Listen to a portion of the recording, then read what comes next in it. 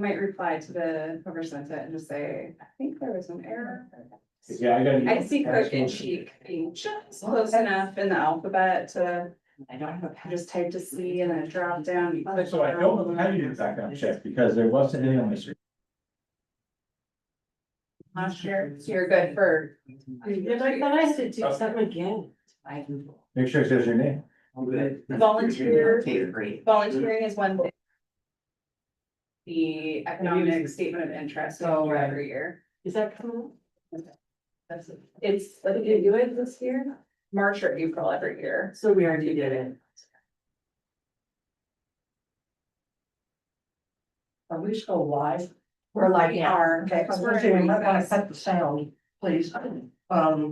Just until we're, I'll reset.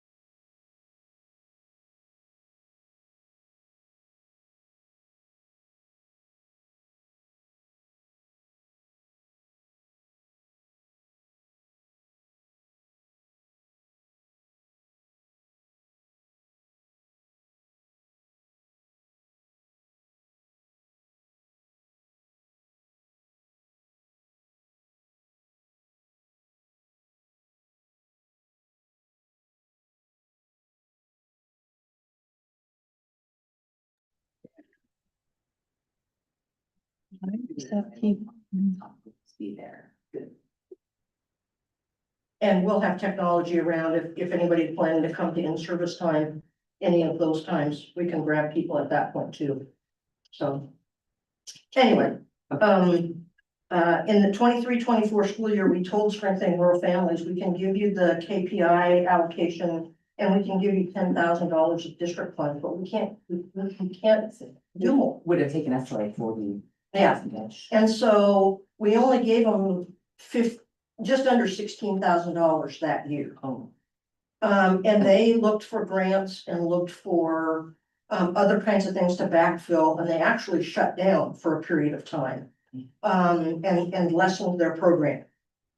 Last year, 24-25, we haven't seen the final billing, but the billing that we've received so far is 66.5.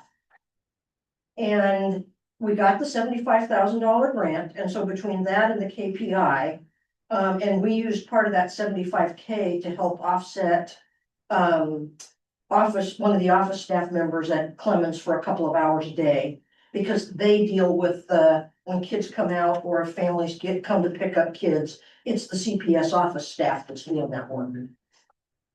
So we're back to a place coming up in this year where we're gonna meet with Strengthening Rural Families, but we put a budget of $10,000. I don't know yet what our KPI funds will be like. I'm assuming that they'll probably be comparable, but then we're back to the $10,000 we budgeted plus probably $15,000 in KPI funds. I really wanted to put it out there. So where are we on this? In terms of, is it a paying forward commitment that makes sense? Is it not because we can't right now, or I think we have to look at it consistently. But there's definitely difference of opinion. And I am a believer in preschool. The hard part that I have is to be able to say, if we put more money into that and have to cut something, we're cutting for the students for whom we bring in money. But I just need to know how this group, which is responsible kind of for the budget and oversight, feels about that. So that if anybody asks or raises the questions, we've kind of got we understand where we are. The other one is the pool. And Jennifer, you've got the numbers kind of there. Did we get the report back? Is that- We did, the upper structures are fine. According to the report that we had, so if the structural pieces on the top. Had been faulty. We probably would have said we're done. But that wasn't found to be faulty. So right now, it's really the underside, and we're working with some funding possibilities. To interest of health and safety. Take care of the grate underneath that the filters sit on, that are rusting away. And be able to make sure that we can take care of that, and then take care of some of the other things. The liner in the pool, some leaky spots around the deck edges, and some things like that. And so we're trying to kind of hedge our bets about how much we spend every year, and that's why we're looking at other funding options to be able to help take care of any big fixes. And then we always put money into operation, and that's just been standard. We also get money from the Benton Community Foundation annually that comes to us from a gift to help offset some of the expenses. So that fund helps offset some, and then the district pays for the rest of it. The conversation really right now, because it was, gee, that pool's only gonna last for 5 more years. Well, we've been at least 10. And if we get some of the fixes done that we're talking about, do we plan for 5 years and put a decommission into the bond? Do we plan for, let's fix it and run this thing for as long as it has life?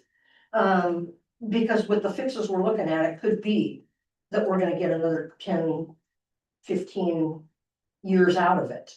And then take a look at how do we start moving operational to like a Parks and Rec district over time, so that then it doesn't become incumbent on the school district to continue to pay all the funds to be able to support it. So that's kind of where we end up.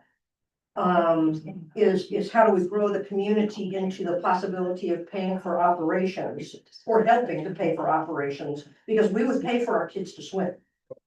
Just say, City Parks and Rec, take it on, and we expect to be able to swim there. We would own up to what we need to do to take care of that. And then if there ever needs to be another facility built, or there are still some conversations potentially in the mix about a rec or a community center that kind of services the Corvallis Falmouth area. And those are distant, they're not immediate in any way, shape, or form, that people might be more interested in then investing in a facility if they've already done some things to do operations. But those are things that we just we haven't worked entirely all the way through, but it is one of those things that we continue to put money forward into it. I'll tell you, Eugenia, as our pool director, I think has done a wonderful job of being able to make sure that we're looking at appropriate rental rates. We're looking at appropriate User fee. pool passes and those kinds of things. And she's really being thoughtful and smart in crafting something that doesn't burden people overly to be able to swim, but it's not giving away the farm. And so we're just kind of wrestling with that right now, about where we go. And the part of it was, if we can get the funding to be able to do the fixes we're talking about under the auspices of health and safety, then do we move forward? And if it's beyond the time when we would bond again, do we just say we're not gonna bond to decommission it, we're just gonna keep it going as long as it can? And when the time comes to decommission, we'll deal with that, whether that's 5, 10, 15, whatever years down the road. So really, those are kind of the two things that are more outside the realm of what generates money for us.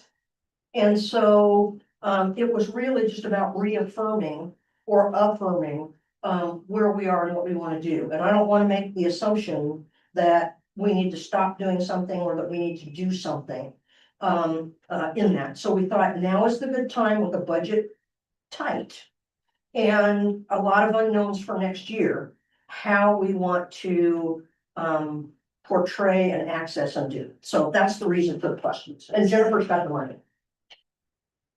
What do you wanna know about the pool? Do we, oh, sorry, Ryan. Do we know approximately what the annual operating costs are for the pool? It's definitely gone up. It was around 120, 140 for a few years, but we've increased programming. So in 21, 22, it was about 175.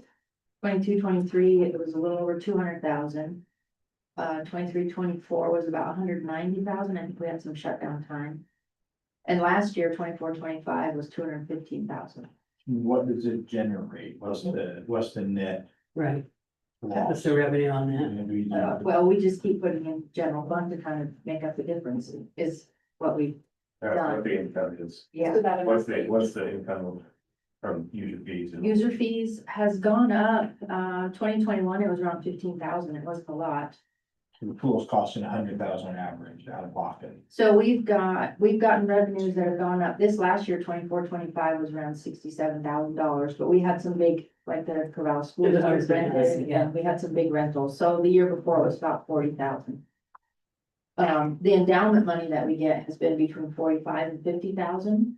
So between those two, we get about of the revenue we need to run the pool. So the school district has been, Somewhere between 70 and 90,000 out Yeah. of pocket from the school. And that's including Eugenia, the yeah, that's utility fees, is that just payroll? No, payroll. Everything. It's Payroll, everything. yeah, utilities, Okay. any, Yeah, 'cause any the pool minor belongs to maintenance us. that has needed to be done. Yeah. Now, you were talking about what's overhead. Are you talking in the ceiling or above water in the pool? Oh, when we had the structure checkout, you know, all the things they found at Osborne and Corvallis were that it was ceiling beams and things like that. Okay. And so we had that check be about the ceiling beams and all kinds of things like that to make sure that, you know, nothing's gonna rot and fall down on top of people. Right. And so once we knew that was sound, then it was like, okay, now we can concentrate on what the issues are at the pool level and underneath. Okay. And deal with that, because if there were the structural issues up top, we'd already kind of talked about, that it would just be untenable, Right, to be able to do that. And so we would have been coming to you with a different proposal. Yeah. You know, yeah. preschool's good, the pool's good. We're starting to get our kids back in the pool, which for a couple of years they just didn't. And so, the elementary school has been great about working on Fridays to get kids back in the pool and do what was intended as the mission for that to Right, even exist. right. And so, there's merits to both. Mhm. But it's also kind of a, how do we feel about, so that we're just not continuing to, agree to pump money into things that, we just need to be thoughtful about and find where we sit.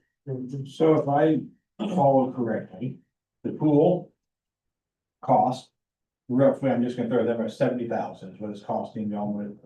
And you're billed about 65,000 for the Head Start program.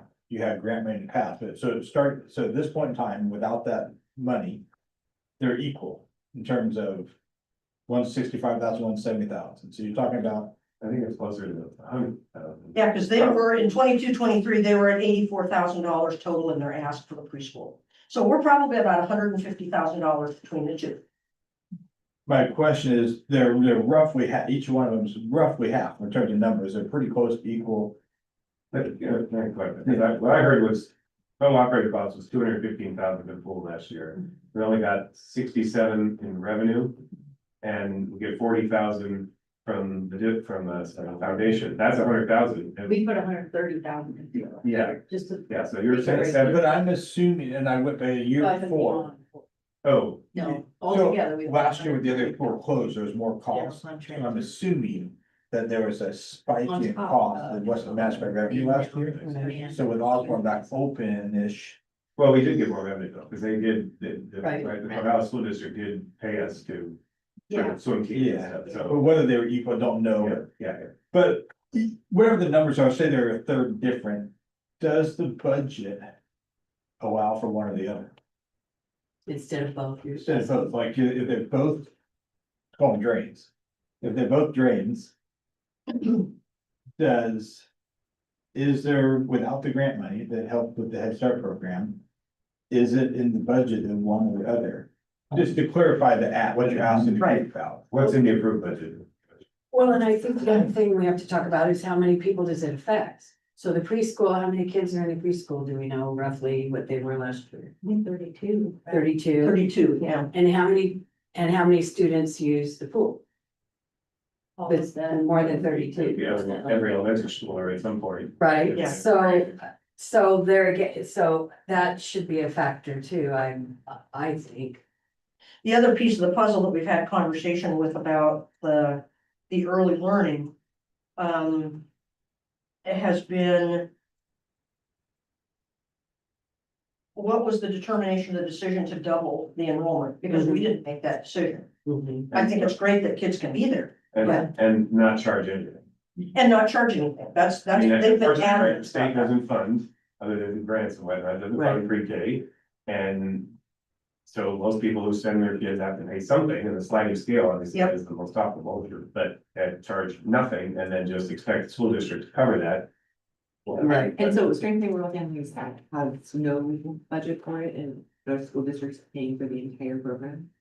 The other school districts that they've got, Well, I mean, that like for us, like they're Oh, for pulling us? out what 80. they look for grants where they can, and they have different parent education programs that they will get grants for.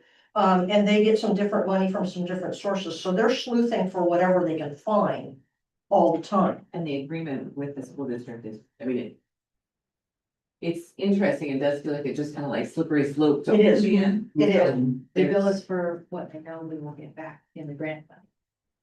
And some, but Yeah. and Well, because every year that the grant fund, yeah.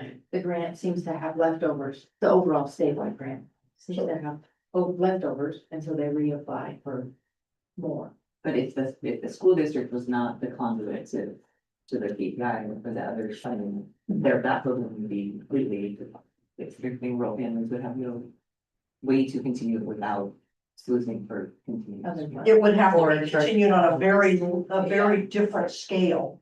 They than apply what they're directly doing. for KPI funds, or they have to go through a school district. They have to go through the school district.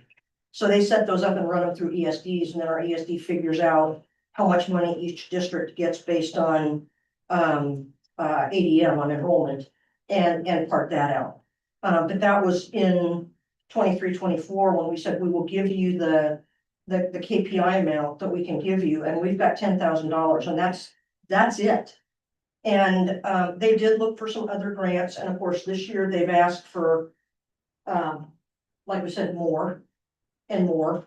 And I know that there's still one more invoice out there to be able to take care of the end of the school year.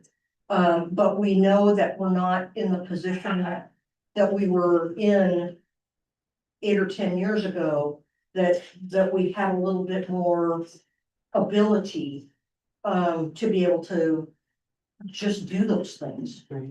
So, Remembering wrong, it sounds like, but both my kids just came to rural families, it was great, they got it. But I thought we applied through LVCC and paid tuition to LVCC for it. That was the cooperative program Oh, okay, through LBCC. okay. Yeah, and it was housed in Clemens in the Okay. same, in the classroom. the same- Okay, so With no relation to strengthen rural. No, fully LBCC. LBCC. So at the time, that was the program, so after that program ended, then the strengthening of families took over? Yeah, it all kind of happened when the high school was being remodeled and Clemens was being used as like a proxy. Well, my classroom. kids are only 10 and 12. At one point, both of them were at the primary school. Okay, Both of them. so, Yeah. okay, so my kids must have gone through cause I know we paid tuition to I went through LVCC. Yeah. Mhm. But is that program still there? Like, No, okay, so that program Why is, is LBCC pulled out? I don't exactly know why. I have no idea, I think, 4 or 5 years I think ago. it was a space. That was my and understanding. it could be. Could have been when we had to add when we took first grade back over to the high school. Yeah. But Yeah. if the Strengthening Rural Family Program was to have no funding in ed, which that the school, the form can support them. Is the LBCC program still an option to use that space, so the kids still have an option? If they had a program, but I think LBTC's in the same boat.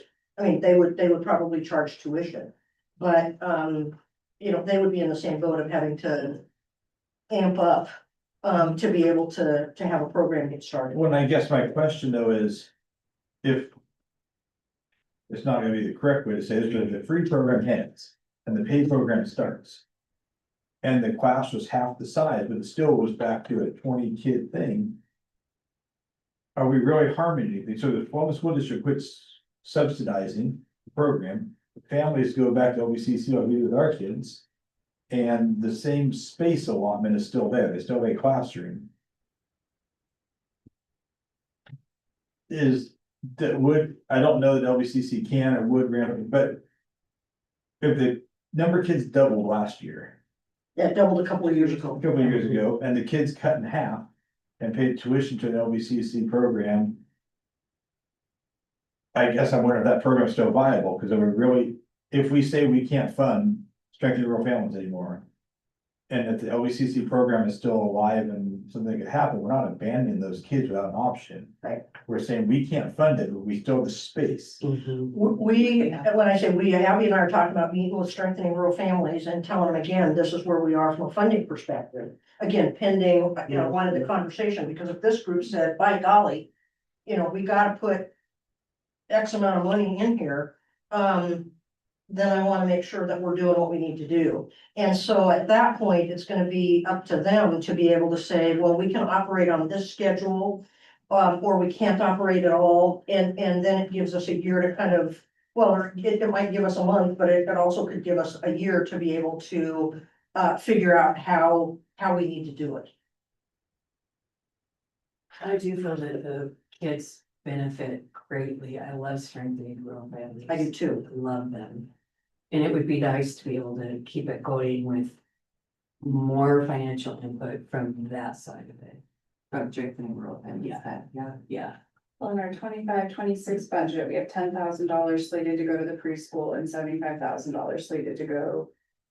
In transfers, To the teacher pool, transfers yes, to the yeah. pool.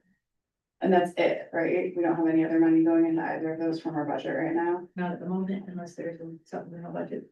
And we have.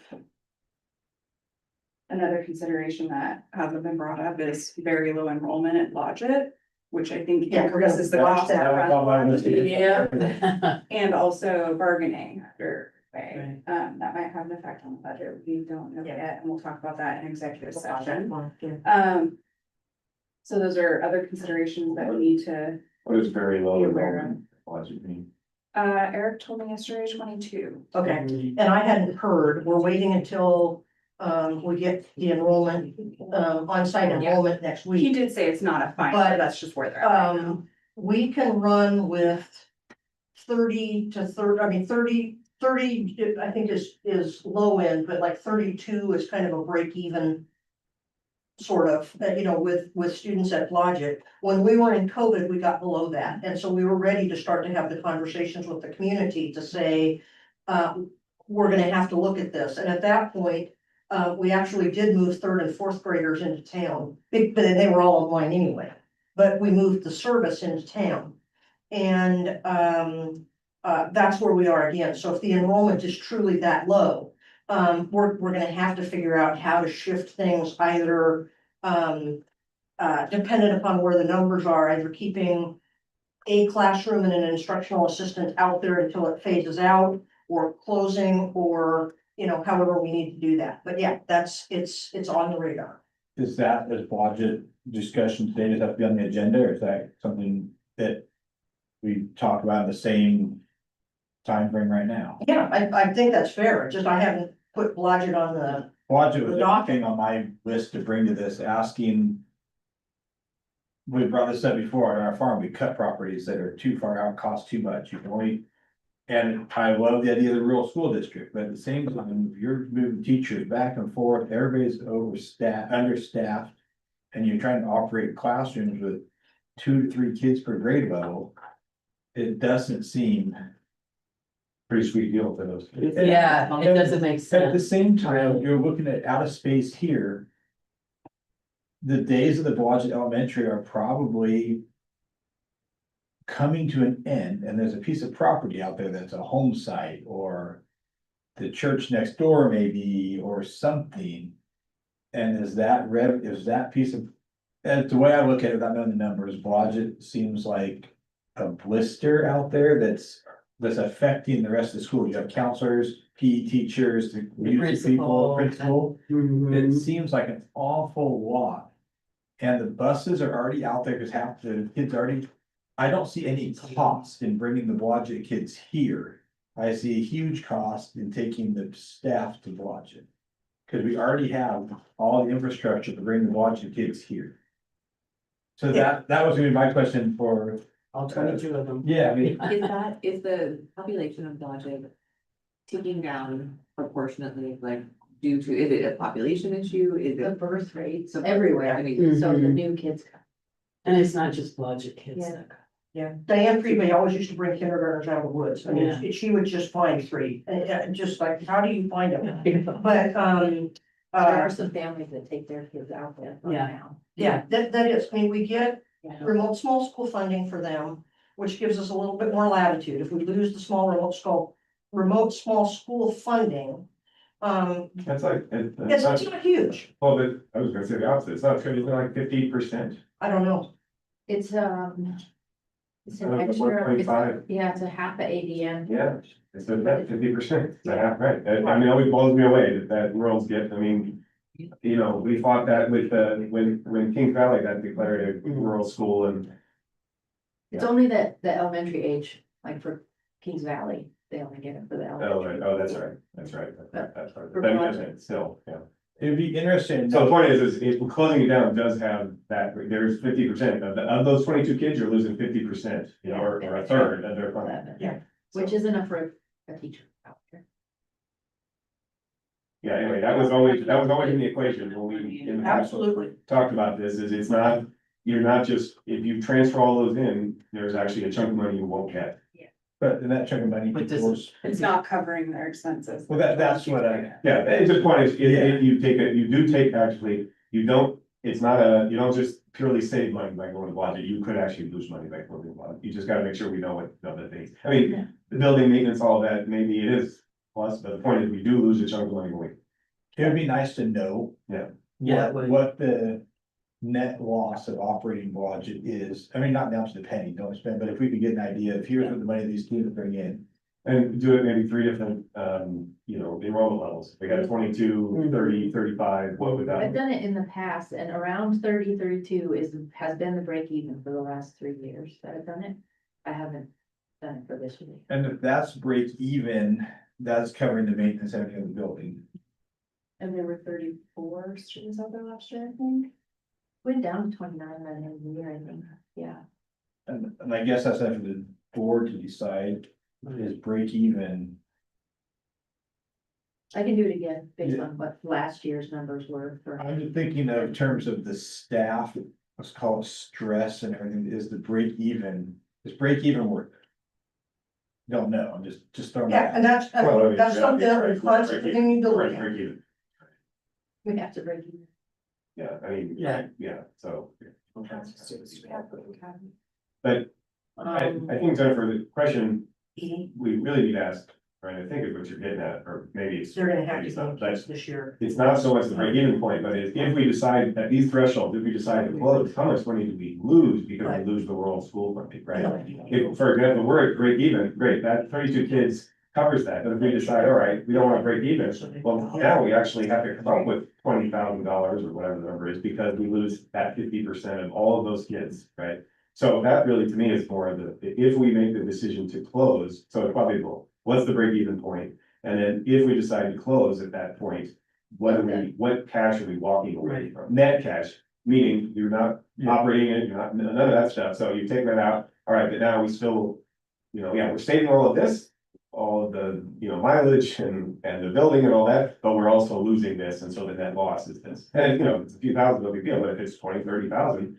that's where back to what I remember from previous conversations is we lose money by floating the line.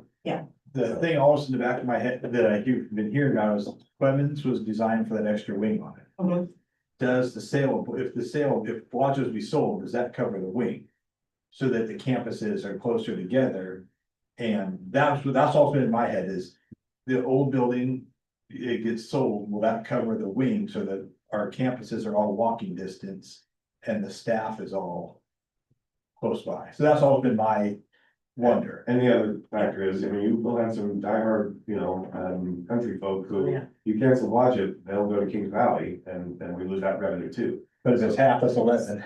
Yeah. But if it costs us a Yeah, whole bunch more. Yeah, yeah. Yeah, it's a, no, I'm a fan of the small school, I just Yeah. look at it Well, going, yeah, so we have to be really pragmatic. But all the right question. But that's my point again, let's say we break even, we decide, no, that's not good enough, okay, but because we're all full, we're gonna lose 20,000, and then we're gonna lose. 8 of those 22 students, that's another 20,000, now we've lost 40,000 by closing lunch, is that correct then, right? So we just need to And we have. have two licensed staff out there, would we need both of them to come in, and that might be a savings, because we would need both of them. To come into the district if we move the students in, there'd be savings there too. and it's kind of pennies in terms of the cost, but. Do the instructors that go back and forth, do they get compensated for their mileage? So there's a cost in moving them and. Unless they drive the district car, and we encourage them to drive the district vehicle, But they are getting paid for their So they time, get- correct? but they get paid for their time, yeah. And probably the, $3.75 a mile is the state rate or something now, whatever, that if they drive their own vehicle, there's. What, I can't even remember what it is now, but yeah. Around 65 cents. I was gonna say, yeah. 70 now, but we encourage them to use a district vehicle. Okay. So from us, you need, to me, it sounds like you need direction on.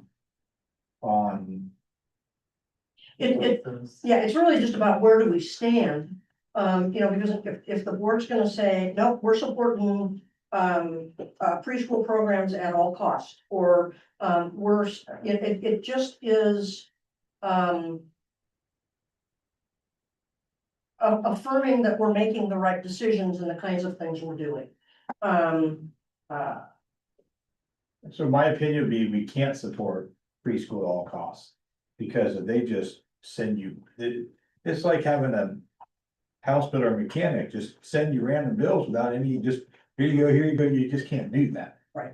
So And they've only done that because they knew we had the grant money, so without the grant money, then they've gotta know, the well is dry. yeah, And that's our conversation with them. Yeah. In this year, but the idea with that too was if this group, like some others said, oh, no, we've got to pay into the future and preschool's it, and so you got to put 100 grand into, or whatever, into it. I just wanted to know that I'm not acting outside the interest of the board. I mean, I'll attempt to speak for all of us, if that involves you, chime in if I get it wrong. I think you're hearing there's support to keep the program running, but not beyond the 10,000 that we're putting in right now. And that's just helpful to me. Right, that's precisely, this is general guidance you're looking for. Yep, that's right. Anyone correct me if I'm. I agree. I We have agree to with that too. Meaning, moment, we have the space, Right. use the space. And but start charging, however, a sliding scale, get grants for, low income, I mean, that's what Strengthening Rural Families does, and does well. Well, and I'd like to say too, that we put it back to strengthening rural families to get, we've heard this. That's what we To want to get talk. creative, Yep, see what you guys can do, because we can't help you beyond this point. But we support your program and what you're doing, so be creative. How can And you do that? One creative solution is, we'll partner with LBCC. Absolutely. And I was thinking, my talk with Daryl Henchberger about the fall grounds, and I was talking to Daryl prior to the new bleachers. And they're trying to figure out how they're gonna keep the rodeo going. And then he wanted me to come meet with him because when Christine Drazen came, and I wasn't busy that day, and they commented, we can't afford to fund this anymore. She goes, why don't you do grants? There's rural grants for everything. So Christine Drazen, she was running for governor, is that right? That who yeah, she did. Okay, so she was running for governor, she told her assistant, get them grant money. 2 days later, they called and said, here, fill this paper out, and then there's new grandstands in the rodeo arena there. So when I talked to Daryl, they were working on, he stepped down from president, but he was still president, they told me they were working on the event center. If that happens and there's rural grant money, strengthening rural families could move to their building that they're working on. So I think as you guys have commented, looking at places to rent, cause you're out of room to expand, there's a chunk of building that's. Columbus is looking to rent something because they don't have enough room. That's all. No, the administrative office and so Columbus School District The school district. has been looking to rent Hey, place, cause they're out of space, then we have a building, we're letting they're an outside group, but they're, third party. yeah, third party group used. But I understand rural grant money was easy to get, and they couldn't believe how easy they got this money for the rural grandstands at the frolic ground, that they could. Generally not easy to get, just to clarify. But There were if, some wheels that were set into motion at a speed that's not normal in that instance. but if that could happen again, but I think you'd also get more motion if you have a pre-kindergarten program going into a community program. They might just need to look for. If those two could partner together somehow, with LBCC and Alderfield partner. Not kicking them out of school, so sure, let them use it, but if they could use that leverage to build a place at the Frolic. Which eventually could house a new pool and things, there's lots of things. Yeah. If that was a Park and Rec district that they're somewhat trying to work on. Mhm. I see this as a 5-year thing, that if that Park and Rec district takes off, it might help us with our pool and our space constraints. Because if the rural community can pitch in for all that. So I guess in my mind, I'm thinking we're looking for maybe a Band-Aid solution as trying to get the rural community grant money. To move out of heat, to help offset some school losses. So I'm gonna suggest that what we say is, this is a problem that they need to solve. We will work with them as we can, like. And that we are create a carrying solution. on, But carrying on as we carry Almost an on. hour into our agenda, and we are on our first item, Yep. or an hour into our meeting on our first item. of the agenda. And So I then think real we quick need to down the move on. pool, we need to do, what are we saying to Susan on the pool? Just as a guideline, the pool is a net loss of 100-ish. I always have been, so I mean, that's. Does it continue on if the structures, I know nothing about the pool, but my thought is the structure is good. And all our students are taking time in it, we help if we're cutting one program, We help with, yeah, help our other program. Well, we already budgeted 10,000 for the preschool, which is what we're offering them. We budgeted 75,000 for the pool, which is what we can offer it. And if that has to change, you'll bring it to us to discuss moving forward, but they.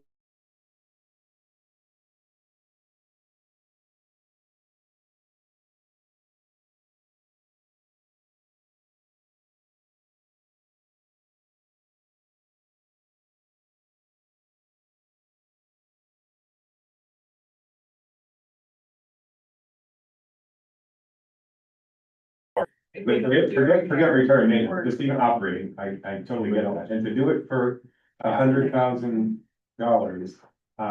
And you are basically teaching children how to survive the water, is to me a very small market, right? So we're not gonna cut, but we've Right. approved a budget, we're Right. not approving budget right now, so that's kind of where we're at, and if it comes up to a larger amount, they can bring it back to us. To discuss. Yeah. Okay. thank you. I was just wanting to make sure that we had some agreement, so when people come to me and say, you don't know what you're talking about. And I think, I'm glad it would be helpful to get these numbers, break even, and then what happens if we close it, what is the net gain or loss? Right. My sense is it might be a loss, that was, in the past, those conversations, that we did that math, and it was a loss because it was a little school. Yeah, and I think it's a full extra rate for a portion of the students, not all of them. Right, I'll have to look at that calculation. Oh, well, a full extra, so 2x, wow, I didn't. But it's not a complete. Yeah. The full amount of the students. Although, Susan, for my notes, I'm sure you give, but how much did we give the preschool last year through all the grants and everything? We gave them. I'm gonna look at you, because we paid for Maddie out of some of that. total cost in that fund for the year was 107,000. 10,000 of that was general fund transfer in, Okay, yeah, okay. 75 was that grant, and then 15 was the other grants. That's the The grants KPI. given. And then, yeah, the KPI, what did KPI stand for again? Kindergarten leadership and innovation. Thank you. And So moving on to the summer conference report, I was able to attend the pre-conference as well as the full board OSBA conference. and Aaron was there for the Regular. Saturday, Sunday, regular Pretty cool. conference days. So I just wanted to give as quick as I can overview of some of the important topics that came up, and then just recognition that they'll be inserted into various board agendas throughout the year as the topics actually arrive in front of us. So the hot topics before us were cell phones, the EEAC, which is the Education Equity Advisory Committee, board stipends, and a whole bunch of other things. Those were the three kind of like hot topics that had a lot of people talking and questioning and all sorts of things. So, in addition to that, I attended a lot of sessions on my own, one around parliamentary procedure. That I do think there were some things that I gleaned from there that were very helpful, that would probably speed up some of our business meetings to some extent, which I would appreciate. I think a lot of people who attend our meetings would appreciate. And I like your new agenda. And did you do that? The one that was emailed to us that had the time? Or was that- Oh, that's part of the new system, which I do in fact quite love. That it has the times, which, maybe we can get those like in our printed agenda as well to keep, especially when we have people giving a report, it gives them an idea of about how much time we're allotting to them, so they can tailor how many slides. Maybe they don't have 372 slides in their deck and they just have 5. That's a slight exaggeration, but I think maybe not too much of one for a couple of reports we've gotten over the years. So I will raise some of these topics as we move through today's agenda, because they fall under those, but there were a few things that I thought were super helpful. Can you, EAC, The Educational Equity Advisory Committee is a law that was passed in 2022 and initially was launched to schools that had enrollment over 10,000, and now it's everyone else. It's all of the schools in Oregon are required to have an Educational Equity Advisory Committee in place beginning next month. School board members are not to be members of that committee, but that does not mean we can't do other equity work within the district, obviously. The advisory committee is supposed to be made up of parents, community members, students preferably if possible. And then whoever else Susan thinks is the best to join. The reason school board members are not to participate is because it is a committee that reports to the superintendent and not to the board. They changed the law to reflect that because there was a lot of concern around having an equity committee that was under the purview of public law, where people would have to be recorded, minutes taken, all of that for any testimony or feedback or conversations that happen. So they decided to move it out from underneath the role of the board and move it under the superintendent. So it is a committee that Susan can either report back to us about, or if they wanted to do a written report, or if somebody wanted to come and tell us what was going on, then that is fantastic. The other very important thing for us to be aware of is if we have an open spot on our budget committee, we need to have a member of that advisory committee on our budget committee. That came up, which was a new bit of information for me. I And don't know that's if in you were there. aware of that. I heard that it was an encouraged, but it wasn't a thou shalt. I think they want it to be a thou shalt, but that was something that Spencer, I believe, is going to send So more they- information to Michelle about. That's just now, that's the next time we have it open. The next time we We meet have to as a fill it. budget committee, so this year, we will have openings, we know that. And we need to invite a member of that committee to join the budget committee. Now, we can't force someone to join the budget committee, so I think that's why it's not a thou shalt, but I think it's a thou better try really, really hardest. To use I heard that the old English, so I thought that was really interesting. Who invites? I believe it would probably be the same process of like we publish their vacancies for the budget committee and then we just really make sure that that group. No. That's sent to them. It does mean a very small portion of that equity committee would be eligible, right? Cause not everyone can join the budget committee. I don't remember the rules around it off the top of my head. You can't be an employee, Be a you got, voter in the district. so that that makes a small pool of people even smaller, but we just need to make sure we do our diligence to. Let's just make sure they're invited, welcomed, and given access to that process. And I think the reason behind that, to me, is very clear. If we were talking equity for students in their education, we need to be talking about equity for students in our budget. So, and how they're represented in there. So that made perfect sense to me, but that was a really important one.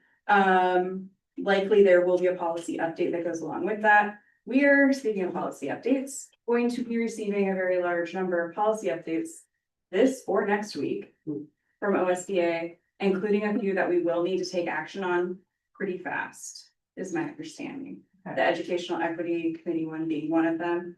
I think it's gonna be a language change, but I can't remember if we have, I don't think we have a copy of it in our policy right now because we weren't affected by the law originally. Anyway, that's one of the big ones. Going through my notes, parliamentary procedure. Policy. A big reminder, an important thing for us to follow is that the policy committee is a committee that reports to the board. So all policy committee meetings need to be published, recorded, minutes posted, etc. It is a public meeting.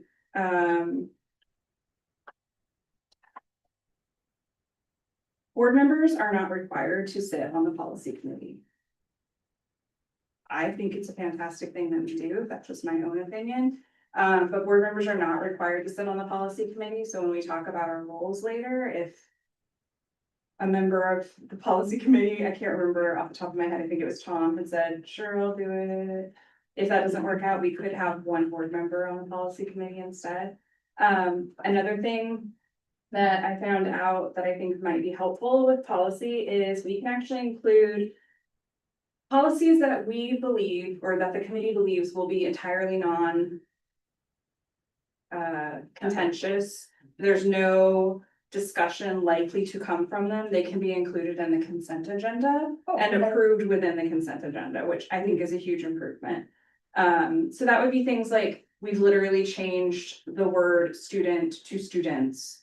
You know, those sorts of words, just their grammatical changes. We get those every single year. They're changing the name of something very small, or the head lice policy, you know, is that something that's gonna be, the board really needs to be getting involved in the nitty gritty of? Thank you so much. I felt pretty proud of that pun. Those could be involved or added into the consent agenda. And then any policy items within there, if we do determine we need discussion, we just say, I move that we pull that policy from the consent agenda and move it to discussion. And that's perfectly fine to do, but it can streamline things. Because we have two board members on the policy committee, we've treated the first reading of policy as that policy committee meeting. If we only have one board member, I think we would want to have a first and second reading of our policies. If we're doing work sessions and business meetings, we can consider a work session could be the first reading and a business meeting could be the second reading, especially if, and we can approve on a first reading anything that's urgent. Like, that's completely legal, totally fine to do. The reason you have a first and second reading is to give people an opportunity to come to the meeting to discuss if it's something that they feel very passionate about. So I'm just putting that out there for consideration about how we might want to handle those. The policy, if I understand what we've done in the past. We have to adopt the policies set by the state and before the school district. But most of the time, there's no options we have, is that correct? The state, OSBA sets policy. No, the policy committee goes through and makes a lot of determinations during those meetings. That's why we meet usually monthly for about 2 hours, and we go through each of the policies, and they basically will have like brackets with words inside of it, and you can either choose from those words or write your own. And we can change any word that's in policy whatsoever that we want to. It's just, we might be breaking the law by doing so. I would say. But policy is not governed by anyone outside of the board. OSBA does not govern us through policy. They review our policies and they can give us recommendations if we ask them to. But there's no governing agency of policy, Right. unfortunately. So Other even than- our required, Other than state law. That's. Yes. Well, that's what the, Yeah. right, Even- that's what Grace Hope is, right? Like, we could write our own policy. And the but then reality we would be is, Responsible for Right. not, Violate, Right, if yeah, we- for if we violation. ignore the law. and OSBA And we provide that could- guidance. for and we her. could choose to violate the law. I mean, I don't recommend it ever, but we know that we have neighboring school districts who've done that in the past and it hasn't gone well for them, so I don't wanna do it, but, you know, we don't have to pass any policy. Even when they come to us from OSBA saying they're required, they're not actually required because they can't make us do anything. That's not what I want us to do as a board ever, but they provide a framework. Expertise, right? They have Right. staff that would. Yes, they have an attorney who looks at it. I before it just thought we comes were to it. required to take the policy, then we spend a lot of time looking at the policy that we're required to take. Right, so why do we spend Yes, time to do it? But there are a lot of questions that we answer before they go into the packet, so. You know, it could be anything from like determining whose role it will be to do the things that are within the policy, whether it's a superintendent or a building administrator or. I don't know, playground supervisor, like That's fine. to that level. Yeah, my but question just is they're required. The cell That's a phone good policy. example of Yes. something we're going to have to adopt, that OSBA provided us with the draft for, but we have a lot of. We will have to not- answer a I don't lot know of if leeway is questions. the right word, but like, Yes. there's a lot of decisions that we'll have to make. Absolutely. Another thing that was recommended in that policy, and my notes are a little. All over the place on this, but, that we create some sort of a check back to make sure that. The whole list of policies that we get, if we determine we're gonna do all of them, that we make sure that they got published correctly. Which I'm imagining you already do, because you're amazing, but I wrote that down as a note, so I wanted to raise it. The list of things that we should be expecting to see in the next week or so. Are policies around instructional materials, cell phones, charter school size cap for virtual charter schools, so we might not actually see that one. Concussion protocol, and that one is an effective immediately policy, I believe, so we'll wanna get that one passed right away. The EEAC, as mentioned, the Educational Equity Advisory Committee, which we can call it something else, we don't have to call it that. It is a long title. Graduation requirements, military leave, board stipends, and student records. Those are the ones that they said they're prioritizing getting out to us within the next week because of ORS changes from legislative session. Okay, moving on. Another thing that came up at the end of that you might already know, that was new to me, is there are school districts, and maybe we already do this, that are receiving Medicare, Medicaid reimbursement for their speech language pathologists, for their behavioral health and their mental health counselors. I wrote that down just to share in a meeting in case we have not been doing that. But maybe we could be doing it. I don't know. That feels like a lot of work, a lot of paperwork, and a lot of getting into things that stress me out. We But- used to, but it was a cost benefit killer. Okay, Because it was taking our speech language pathologists and our nurses more time to work through the paper trail and the claiming, and taking them away from kids. And so we said, until the state gets their system put back together and has one way of being able to do business, then we'll start thinking about claiming again, because it would be more streamlined. that makes But yeah, sense. you're absolutely right. Okay, so the next hot topic. And they're just in the order of my notes, are board stipends. So as some of us know, a law was passed a couple of years ago. That allowed school boards to receive stipends for their work. Unfortunately, the Oregon Ethics Board said, yeah, the law's there, but you can't vote to give yourself money, so you actually can't enact this. After this last legislative session, a new bill was passed that makes it so we can. And it actually clarified for a lot of elected boards who do receive stipend payments, it clarified how they can do that. And didn't clarify a lot of how they can do that. So I just want to raise that we will be receiving that policy. We can choose as a board whether or not we want to enact the policy at all, whether we even want it to be a point of discussion. If we decide to, we were given really clear instructions on what we need to do. Because to vote on receiving a stipend for yourself is an absolute clear legal conflict of interest. However, to vote as a board, that a board position will be eligible for a stipend would be one person saying, I have a conflict of interest and abstaining from that vote, with the other 4 board members saying, I have a potential conflict of interest and being allowed to vote. This does not mean, like, if we were to do that position by position and we were to say, yes, we want our board to be eligible for a stipend, which is up to $500 a month. The boards who talked about it were saying mostly what they were hearing was around $100 a month, and it's reimbursement for mileage, it's reimbursement for childcare, it's reimbursement for the real and necessary expenses that board members incur as a point of equity. So people who can't afford to pay for those things would still be able to serve on a school board. It's to get more voices of different communities involved. And she, of That is one of the foundational reasons behind it. course, but first of all, that scam, I'm gonna call it that, scam of how you get by the conflict of interest, it seems absolutely absurd. That seems like a complete scam, but anyway, so yeah, I totally get the equity thing. That's always been the argument about stipends and everything. Could you just do, without a stipend, just do reimbursements? Yes. Without, and that's, that, we just acknowledge, we have a policy that volunteers, if it's mileage or, I mean, we obviously, when we go to conferences, we get that paid for. That's different than a stipend, right? We can do that now without this. Yes, Discussion. and this law actually states that if we do not offer stipends, our district is required to reimburse us for the real and necessary costs. Okay, well, that's. It also says that you can have a stipend and you can still have reimbursement. So, there was a lot of discussion about this, obviously, it's a hot topic, it's been being discussed for 3.5 years now, I think, at this point.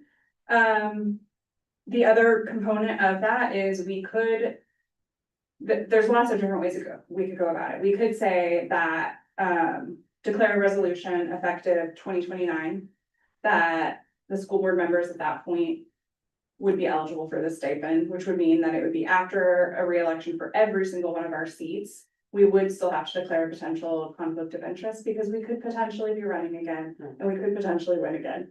So, conflict of interest law is really interesting.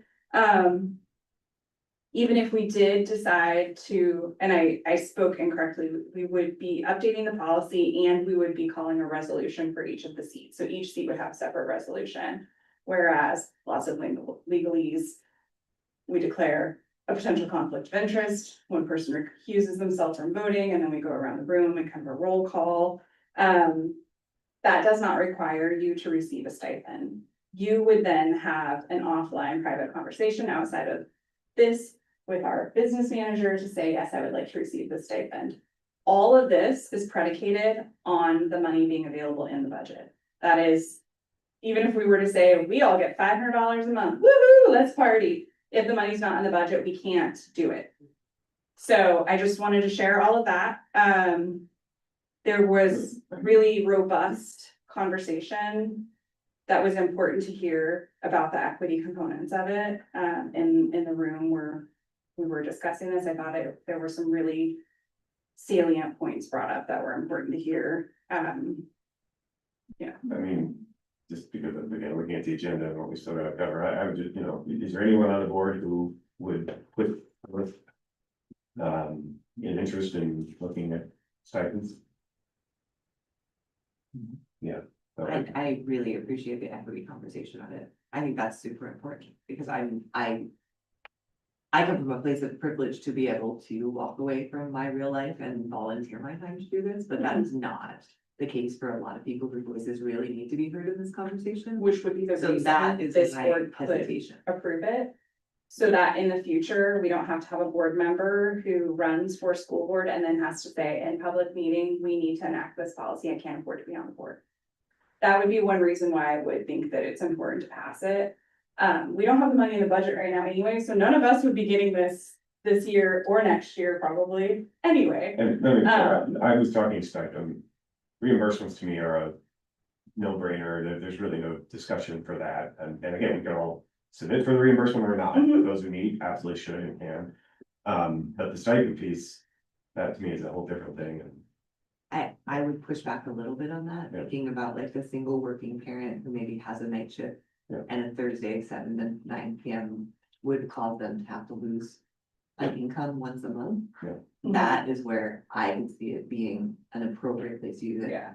I feel really gross about the whole, I agree with you, I feel gross about like recusing myself and it's a Yeah. conflict of interest. There's no way If it around makes you feel any better, the Oregon Board of Ethics said that is the way to do it. it. Oh, I. And they're- I wouldn't feel comfortable writing a policy that would, I wouldn't feel comfortable having a policy that would give carte blanche to a stipend, like being, I mean, I think there has to be oversight. Well, and we, in the policy would also set the amount, just so we're clear, so we could actually say $100 a month maximum, or we could say $100 a quarter. You know, we can set the dollar amount, and then it could be adjusted with inflation, it could be kept the same in perpetuity until we In that- edit it. So, sorry, I'm gonna put you on, the spot, but like, in that case with Jennifer, like you said, you would have to have an offline conversation with Jennifer.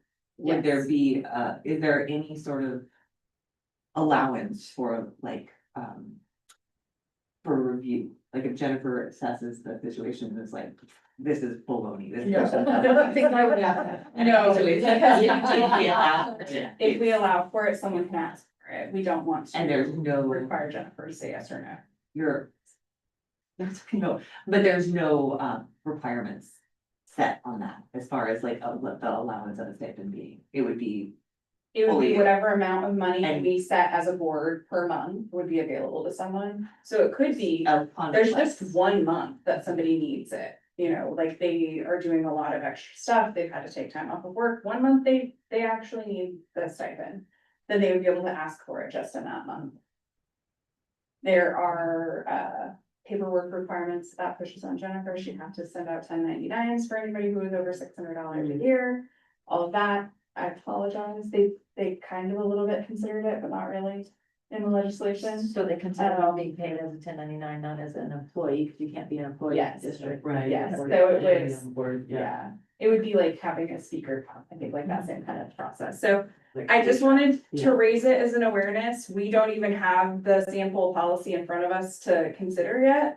Nor will we for another week probably. And there might even be changes between now and then, because as you know, more information comes down all the time, so ODE may choose to step in and say, here's exactly how you have to do it. We were hoping they would, but they didn't. So I just wanted to share that. And we are very kind of behind on our timing here, so I think I will leave the rest of my components out. I did not attend the cell phone session because I knew that you were, and I thought, all do stipends, you do cell phones. So the legislature had a bill in front of it to require a school cell phone ban. It was not passed, but then the governor passed an executive order requiring a cell phone ban for all schools in Oregon. So we are required by October 31st to have a policy in place and have it in effect as of January 1st. So Mhm. OSBA has a sample policy that I assume will come down and say. And we talked about it at our admin soiree last week. Mhm. And so that's on the board agenda tomorrow night to be able to have an update Right, on, we'll have. on where we've come on that. So Yeah, and it is it was also a very hot and contentious Mhm. discussion in many. it's been hot and contentious since July 2nd, Mhm. when we all thought that we were gonna get away from The bell. summer meetings. And, you know, June 30th, people are saying, have July, we're not gonna have any more of these meetings in July. And July 3rd, we gotta meet because July 2nd was, so it has been hot. And All I over. saw this, but I haven't read anything about the executive order, so is it a bell to bell executive? Bell to It is, bell. literally. Unless you have campus lunches and things like that, they With take the- their phone with them. off With an campus. exemption like that's been Yeah. filed, so there are 3 exemptions, medical exemption, IEP, 4504 exemptions, Mhm. and then. A very loose category of exemptions due to a series of. We have way too many students with way too many off campuses, but that's all we're doing. It would, Yeah. yeah. And I think the biggest discussion that was had through the whole thing, there were 2. One was the concern about the potential for litigation. Should the cell phone have to be taken into possession and anything were to happen or information to be accessed off of it or in any other way things to be compromised. That was one That that. came up at our regional That came up roundtable at our for a very regional long roundtable. time. Goodness gracious, it did. And then also the lunch, the concern that if it is a true bell development, kids are not allowed to use it during passing time or lunch. It would discourage children who otherwise would maybe be receiving lunch at the school. It would encourage them to leave school grounds and therefore not receive lunch. Because they were prioritizing leaving campus in order to use their cell phones during lunch, which is a horrifyingly like poignant situation. I think that would probably be very, very. Well, we've heard from very few, but we've heard, I mean, not here, but just in general, that there are some families and kids, if they're allowed to lead the charge in their home. If I can't have my cell phone, I'm not coming to school. And that is precisely why we don't want them to have their cell phone. Yeah. Mhm. So. And that is the wrong freaking act. Right, and so I mean, we've jumped on it, I think in a good way that, takes things on and answers the intent of the law. There have been some people who had said, well, if they can't have their phone during passing period and it's about instructional time, can we count those 5 minutes in a passing period as instructional time? Well, no. And I mean, and so you can look for all the loopholes to try and find that you want to, but what we said is there was an intention to that law. And we need to be able to follow the intent of that law, rather than try and find the ways to circumvent. So I think we've got a pretty good plan. Okay, and you'll present that to us? Yeah. Morning, everybody. Tomorrow's the board meeting. Yeah, but that one's for you, but I believe we're getting into this already tomorrow.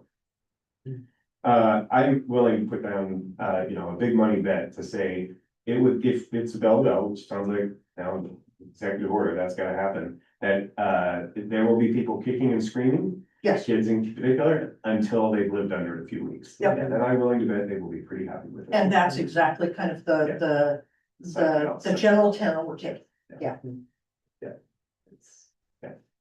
This is absolutely for the best interest of their mental health and their. All of the teenagers in my house, though, all three of them, when I said I was going to go to Yeah. this board meeting, Yeah. the very first thing that they said is, are you gonna learn more about the cell phone ban? Like, that was the fact that they knew it all. And my graduates are like very annoyed by it, I'll say. Yeah, it's big. They will It's- be, it's big, yeah. but it's, I Good feel rally. good about where. We feel there's, we boiled this frog, in the nineties, and we should have gotten in front of it way back then to never Yeah. let this be acceptable. Yep. Bring these things back. Right, even though Get rid of them all. By the way, It also includes smartwatches and tablets and non-school given. It's called personal Random electronic devices, Yeah. with the exception of like Chromebooks if schools don't provide Yeah, we them. did not get into the watch conversation, but. I thought that Smartwatches was are interesting. included. well, of course, because it's. Same thing. And I Okay. just one last very quick comment, that whole notion about all of the liability of, if we take the phones and what if we access the phone, it's Oh like, my goodness. for God's sakes, we have. Responsibility for your actual child. Right. Right? I'm not worried about the Right. cell phone, right? It is about them being stolen, I understand. broken. I totally understand, but people are flipping out about that. It's like, we literally have parental responsibility for your children for 6 hours a day. And I think. That's a bigger responsibility than. And I haven't heard what you're going to present to us tomorrow, but I mean, I think both Aaron and I agree, actually, we just don't get to that point. Yeah. Like, let's work It's really just hard hands to in their not get backpacks. to the place where we are Right. taking kids' phones. Yeah, yeah, yeah. Read from home. Yeah. And Put them in your locker. Boom in your locker, yeah. Strap yourselves in, folks. Okay. Here we go. Yeah, this will be a So big one. moving on to the annual board planning calendar and processes. Steve. Yeah, thank you so much. This is fantastic, Michelle and Susan, thank you for putting this together. It's a lot, so, if we miss anything on Miss it, an email? No, this just showed up just now. I didn't. I thought I emailed. I'm having a thought I little emailed bit that. of. But if not. Yeah. So I haven't copied all my emails, but I Did I get- yeah. notification. Well, we're no packets for this other than the agenda. Okay. The only thing, the packet had the agenda like 8 times. everyone else knows that. Did you see the consent agenda in there? I didn't see the consent. I just. Okay, you looked at it. I Okay, have a- I added it yesterday, it was. okay, great. I haven't checked since Monday. Well, I haven't looked at That's this one, fine. but I saw I just wanna make the, sure. I was talking about today's. Yeah. I've been juggling a lot of things. I Okay. fully And then appreciate yesterday, that. like. To the consent agenda in the packet, It's mostly so that I know that I'm not. Yeah. Oh, like, That's why I was asking, Which is purely very, if I very if I missed understandable. something, I mean. Really not. So we've got our outline here. We've already done July. I don't think we left anything off of July. August is a busy month. This is a busy week. For those of you with board experience, please scroll through, scan through and, try and see if there's anything that's missing. I see the big ones like Division 22 and the March dates for licensed staff, renewal, non-renewal. I do see an inclusion of the annual evaluation of the superintendent, so thank you for that. I didn't have anything that I could come up with that wasn't on this calendar. We went through the old one Very robust. and then added in some things that we have come to expect and that we knew in this year and when they were gonna be. And so really tried our hardest to clean it up. I think it looks fantastic. Can I ask a question as a new board member about the schedule of board meetings? Is there, like, is a December board meeting normally scheduled, or is there, it is, okay, Yes, but we usually do it a week earlier. Yep. Or, okay. so that it's not falling In that. into the break.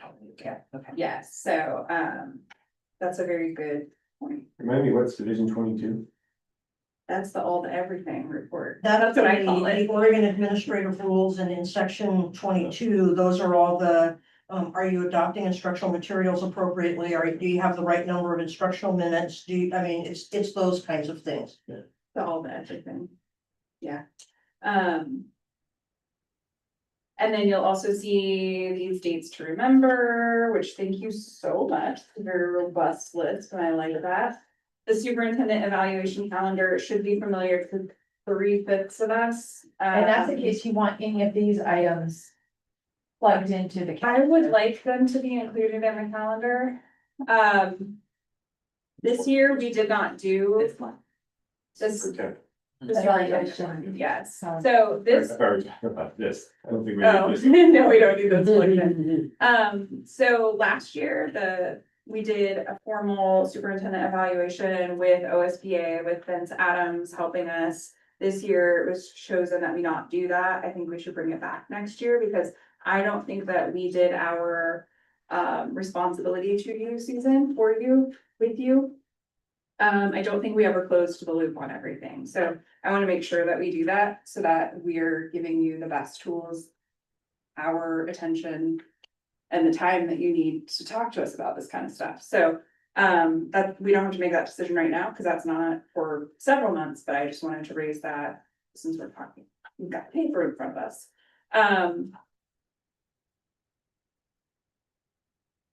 We will talk about your superintendent goals and board goals a little bit later on the agenda, which I just buried, there it is. So if there's no questions about the calendar right now, and we can come back to it if we need to. I think we should move on to processes, which part of that is, one of the processes that's very important is the superintendent evaluation. But we've got our school board operating agreement, that's printed here. This is another thing that was brought up a lot at the summer conference in kind of the larger general session. I wanted to make sure everyone on the board is aware of this and knows that if we want to modify this, we can.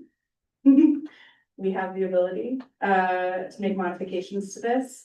One of the things that came up in the stipend meeting and a couple other meetings was talking about board attendance policies, which I think you can understand under a stipending agreement. People were very concerned about that. So, one of the people in a meeting sent me this, and I'll just read it. It's from the Multnomah Education Service District, so slightly different than a school board, but not that much different. Board members are expected to attend all board meetings unless excused in advance by the chair of the board and or the superintendent. Failure to seek and be granted an excused absence in advance will cause any absence to be considered unexcused. The maximum number of allowable unexcused meetings is 1/5 of all board meetings. If a board member's record exceeds the allowable unexcused absences, the board chair and vice chair will, within 30 days of such violation, address the board member's absences and the reason for such absences. Thereafter, the board chair and vice chair may make a recommendation for action to the board. I wanted to share that in light or in alignment with the board operating agreement. Because it's not something I don't think we covered in here. I did register this, but my brain. It's been a week. Was the very first part, you said the request from the both the board chair and the superintendent or just the board? It's board chair or superintendent. So like if I had to miss one, then I would, but you guys could reach out to me or Susan. You know, if you don't like me, fine, whatever. Or if my phone doesn't have her phone number. Yeah, if you don't have their phone number. And this came up in a meeting where somebody was talking about having a board member who was missing considerable amounts of board meetings and that it was causing an issue with them among their board operating agreement. But they didn't have any language to cover it. So that was the suggestion. That's the one thing I wanted to raise that we don't include in our operating agreement is an absence policy, which theirs is probably what ours would be if we had one, which is BBDD. So that might be something that we end up adding from the policy committee. The reason you all, I mean, most of you at this point know I'm a little bit of a policy nerd. I like to have something to look at to tell me what I'm supposed to do if something happens. It's like if I've had a catastrophic thing happen in my life, I want to know who I'm supposed to talk to figure things out instead of just sending a whole bunch of emails and going like, what am I supposed to be doing here? So I like to know the rules or the guidelines if you prefer that. So that's why I'm raising that. Also, I think, did we have I forgot to ask this entirely, did we have a new board member onboarding training? For these two? We met with Aaron just as, and we sat I know in you've more of done an it before. informal gathering. So there was, Kind of. you mean an onboarding training for Susan and I to know how to onboard? or No, actually- oh. Well, we had- My wording was a little weird. Because there was Onboarding for that. online that I watched. Anyway, yeah, we met with Aaron Okay, and then since Tom was already. on And I board- met with Tom just to Oh, talk that's about right. a whole myriad of Just stuff, like so, status. okay. One of the things that came up in the hot topics roundtable. You have 15 minutes to learn everything, was that OSBA is developing a new. Tool to help onboard new school board members, and I, for one, am super excited about it. I actually have copies of it that I can hand you if you want to copy it for yourself. But it's basically breaking down your first year on the board into a goal of something to learn each month. Instead of trying to learn everything in the first 2 weeks, like nobody learns everything they need to know for a job in the first day on the job, and it's. Really unfortunate for boards who expect that of their members. Hopefully we've never expected that of anyone. I know it wasn't expected of me because I would not have lived up to that. But I thought it was a really neat thing, and actually, even having been on the board for a while, I was like, oh, maybe I should use this as like a goal for me to make sure I know everything that I need to know. So they are going to, that's not it. They're gonna have this as a resource available, and they'll have a notebook, like an actual binder that or workbook that you can purchase. But I think we would only need to purchase one and then you can copy it. So I just want to share that. And I will give that to you. I'll give you all of these at the end and then we can make copies of everything. Okay, then I wanted to talk about board self-assessment. We gotta do it. I'm only gonna talk about it for a little while. We've gotta start doing it because we need to be held accountable. One of the things that was suggested is adding a check-in on your agenda for whatever you're actively working on in those goals. I think we need to be held accountable to ourselves and the public. Our meetings are how we're held accountable, but like, here's what we said we we're gonna do, and did we get it done, or do we need a little bit more time, or do we need more resources or information? And I will talk to both of you about how we can integrate that into the agenda. maybe you have ideas, cause I don't yet, but I can get some. I can either grow them or get them from someone else. Okay, I'm trying to go through really quickly here. Superintendent evaluation we've touched on. And then communications, making sure we all know how we're supposed to communicate with others. Communicate with each other, communicate with staff, teachers, community members. Like we all know policy KL, somebody's got a complaint, go look at policy KL, don't ask me. I don't know anything, no. I think that today's email was a good example that we all got an email from someone. I did copy everyone on my response because it was an informational response and not any sort of request for input or information. You didn't get it at first because your email address was wrong on the initial email, so I forwarded it to you. Oh, So you okay. do have it now, but you didn't get it the first And time I around. don't know how to look at my. Yes, 2 days so, ago. you know, if you are getting cornered by a board member of another group, asking you questions that you don't know, you can direct them to me to answer those questions. And Cause I know sometimes you. It's like, Several- a lot. Fine, but several people brought this up, like, what does you say in the forestry, but I don't know what you're talking about. Yeah, and also, that's not our job, so, yeah, I think. I just said. This topic and other topics, I think it's because you're available in the community and people know who you are. That's fine, I say you gotta just. And they go, the "Come, school you know." meeting, tell them what you're talking about. So it's about knowing how to respond to people when they come up and ask you questions. I think at this point, enough trainings have happened and you've had enough lived experience that you probably know how to do it. If you're ever not sure, just say, hey, I need to ask about this. Back away and then run to your car and, yeah, call Susan or call me. And we'll figure out what the right thing is to do, because sometimes it's not immediately obvious. I've made my share of mistakes, I'm quite willing to admit. Okay, records retention is another one. You all, I know Tom's a note taker, I'm a note taker. If you take notes, you gotta keep those notes for 5 to 7 years minimum. Some of them you have to keep for 5 years after the end of your term on the board. So just keep them. Just hold on to them forever. Or when you are done with your term on the board, you can turn them in to Michelle, and Michelle can hold on to them forever and hold her in her desk.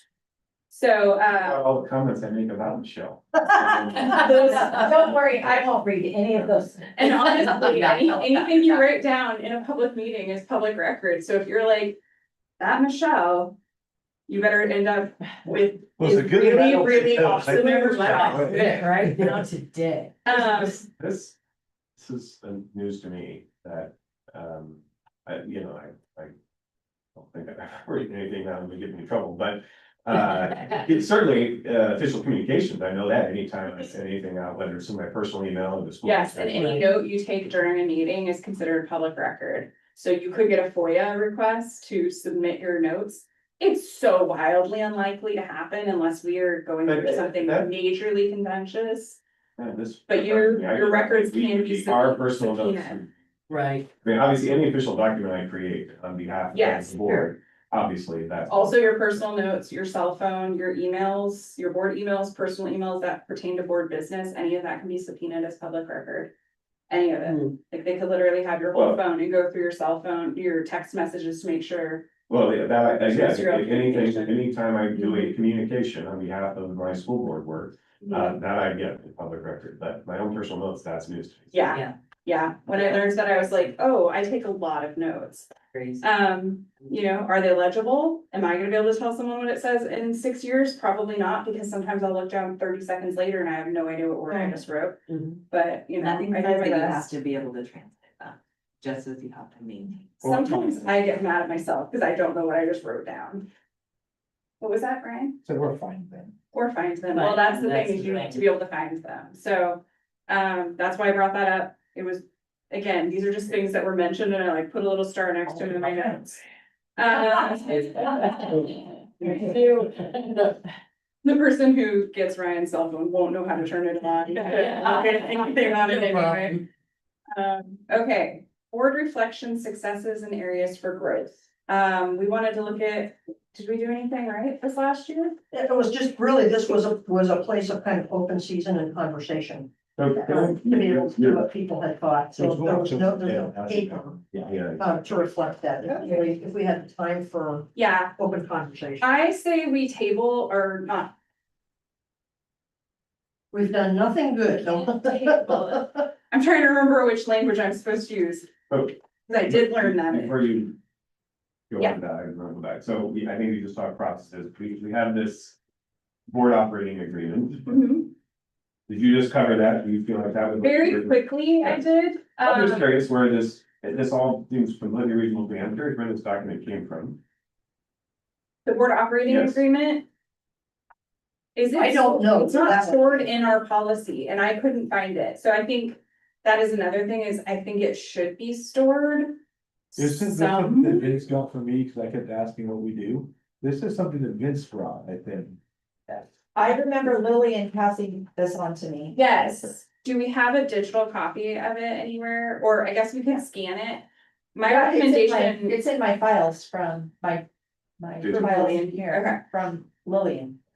I think it would be fantastic. It's not a policy, so, it would be stored under policy. I'm just curious what board created it, you know, In the it's more just curious, but there's nothing in here I disagree with. I think. new system that I can't think of the On the name of. website? No, in our, thank you, on board, Oh, okay. maybe, cause isn't there like a Oh, document like library a where you can library? upload things into? When you brought this up, no, There you go. I scanned this, I read number 7. Two board members must agree for items placed on the agenda. Does that mean two board members are supposed to talk prior to a meeting? to- That is something we're gonna talk about very, very, very soon, I think, Like you mean today? today. Okay. Yes. How I read that was in the meeting. That was how, Yes, I read that's probably how it should be stated, right? Which That- one is that? Number Sorry, 7. Number 7. That if, you know, that really, I mean, it talks about the board chair and vice chair with superintendent setting the agenda. Normally it's the chair and the superintendent setting the agenda. And then if at the meeting, another topic had to come up, I actually was talking with the majority of the board, someone had to make a motion, someone else had a second, you had to agree that we're gonna add this on. That's fine, if we're saying it's only 2, but that's what I think it applies to it in the meeting, not prior to. So that's where on the agenda is, request for modification. Yeah, right, yes, yeah, exactly. Or any time throughout the meeting, if some topic comes up, that, okay, well, we wasn't on the agenda, but we probably should get into this, someone can raise that. yeah, and that's what you quoted, Tom, was the gist of the policy Yeah. of board agendas. So are we good to make that one modification, Michelle, when you upload the documents, just modify that number 7 to say, an item is placed on a meeting agenda during the meeting, just add during the meeting at the end. That's- Yeah, perfect. Okay, otherwise, this is great, I think this is, whoever put this together, Make sure Yeah. you keep that note now, Michelle. yeah, absolutely, yeah, great, yeah. Okay.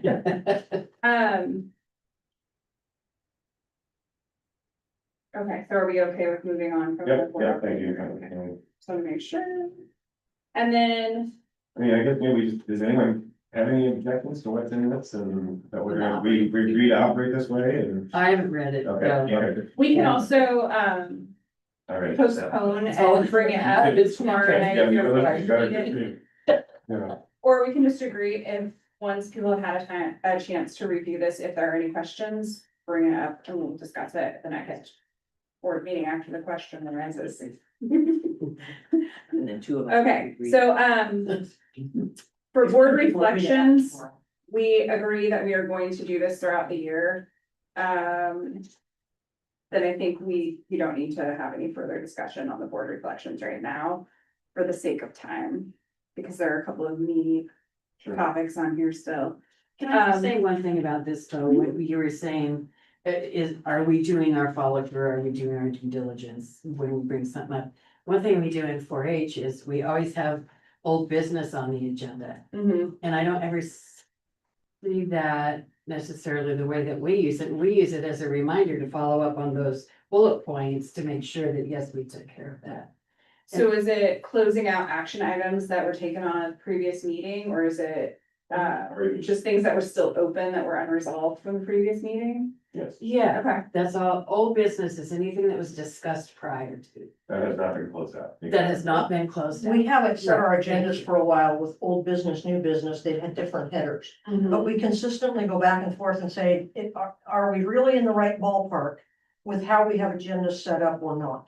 So if there's ideas and thoughts about ways to delineate that more clearly, I would be very much open to being able to say what makes the most sense to be able to, have that work for us, so. Yeah, cause I do see that as an area that we need to work on, because I think of a lot of stuff gets dropped and we never revisit it. Yeah. Just throwing that out.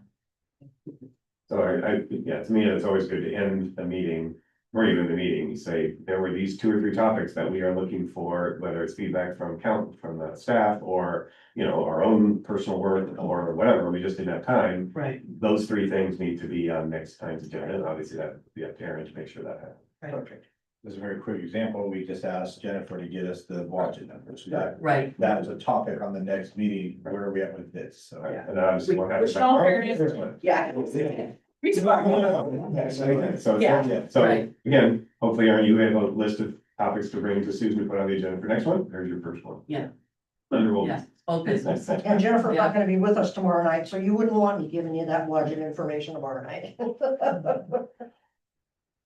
okay.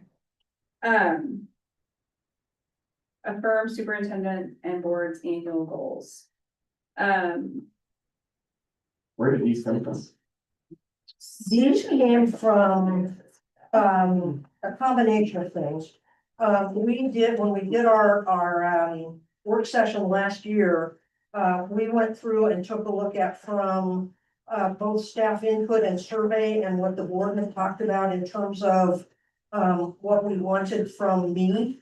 And what we looked at in terms of, our mission statement and targets of what was most important. So we put it together in terms of what would be my goals. And then which I need to provide you information, and how does the school board support those particular goals? So the idea was, if we're looking at ensuring equitable opportunities for all students, as a board, we're gonna base our decisions on equitable support and advocacy for the academic and social emotional needs of all students. So we're making policy, we are spending money, we are, the things that we do support what's happening for the superintendent in the district. I would like to hold off in some degree about the affirmation of these until we go through at least the other meeting of our strategic planning tomorrow. We talked about this information, inclusive of our mission statement and the key performance measures that have been around for a while when we met last week as our administrators. And like we did a year ago, when this group talked about changes and ideas and things like that, we did the same thing with the administrators last week. And so we have some thoughts and information about how has the mission statement shifted in terms of the last 10 years. We looked at the performance targets to say things like, are we collecting too much information? Or do we have targets for which we are not collecting any information, but they remain as targets? What do we want to look at that's the highest impact of information that we share with the board and we share with one another that says that we're making progress towards something? And so Vince is going to talk to us tomorrow. He's going to go over some of the summary of the meeting we had last time, and then it's going to talk about priorities. That's going to be our deal tomorrow. And he asked for some data. And so it was a good opportunity to take a look at those key performance measures and the information and pull together some data, because I could share it with Vince. I can share it with this group. I can share it with the administrators and say, is this what we're talking about? So for instance, one of the things that we had in our key performance measures was technology literacy at 4th grade and 7th grade. We have never created a clear way to measure. And so it stays on there, but nobody's doing anything. So if we want to keep it there, which technology literacy is very important, how do we take a look at that? What are the other things that we need to make sure that we're taking a look at that answer questions for us in terms of are we moving forward and being successful? And let's make those be of import. So for instance, attendance has been one that's been at a couple of grade levels in the key performance measures. The state has asked that that be added to K2 and a couple of other areas, and we said, let's look at attendance across our whole district. Let's make that a common metric that we're gonna look at every grade and take a look at who are our kids who are chronically absent? What are our percentages? How does it compare with student performance? I mean, some of those kinds of things that we're really starting to hone in on. How do we know that what we're doing is making some kind of difference? So so this is kind of a way of being able to say, let's put this in front of you and say, no, that's not the direction we want to go. But I think also tomorrow's conversation could play a role in that also. And what's tomorrow? Tomorrow is strategic planning work tomorrow afternoon. Can you remind us the time and place? It is 2 to o'clock 4. here. So why did I miss that? I didn't know. I had that on the calendar, to the board meeting. It's on the same accounts from Michelle email now, we got it twice. Oh, okay, so that, okay. I probably confused that with this session, that's fine. All right, and there, this was on the calendar. so Yeah, that's- this was the week from the week, 5 the meetings. week of board meetings. Yeah. For many of us. So this is with all your administrators and, yeah, so it's what time, 2 to 4 as well, 2 to 4. in this room? Yep. We'll kind of live here tomorrow. Yes. I So, won't be able to make that, I'll be here for time for the board meeting. Thank you. so I think at this point, we will postpone item 6 to our next work session. So that way we'll have time to think through. We'll have more information, like you mentioned, we'll be able to hopefully take some action. I also would very much like our goals to be measurable. Yes, can I comment on that and this? So I've, a core part of my profession for 30 years has been doing strategic plans and strategic planning and writing robust objectives, which measurability is one of the most important things. This whole, almost everything on here really reads more of as a philosophy statement or a set of guiding principles, right? Ensure equitable opportunities for every student. What's the measure How of the that? hell do we know if Susan is making progress on that, right? Hmm. Promote ongoing success and growth. I mean, these are her day job. This is what she should be prioritizing and doing all the time, right? To me, an objective, especially these are marked 25, 26, right? To me, these should apply for all time. I mean, almost all of these are, right? Yeah. Change number 1 to, so ensure equal opportunities for every student. If it was, in 2025-6, we want, 10%, we want to see 10% improvement in, this underserved group's performance. Okay, now that's a measurable Yeah, goal. and right, target, right. I agree. That's good. Facilitate completion of the PS2 strategic plan, that is a measurable goal. Yep, that was, One-time that's the thing. one. Yeah. Right.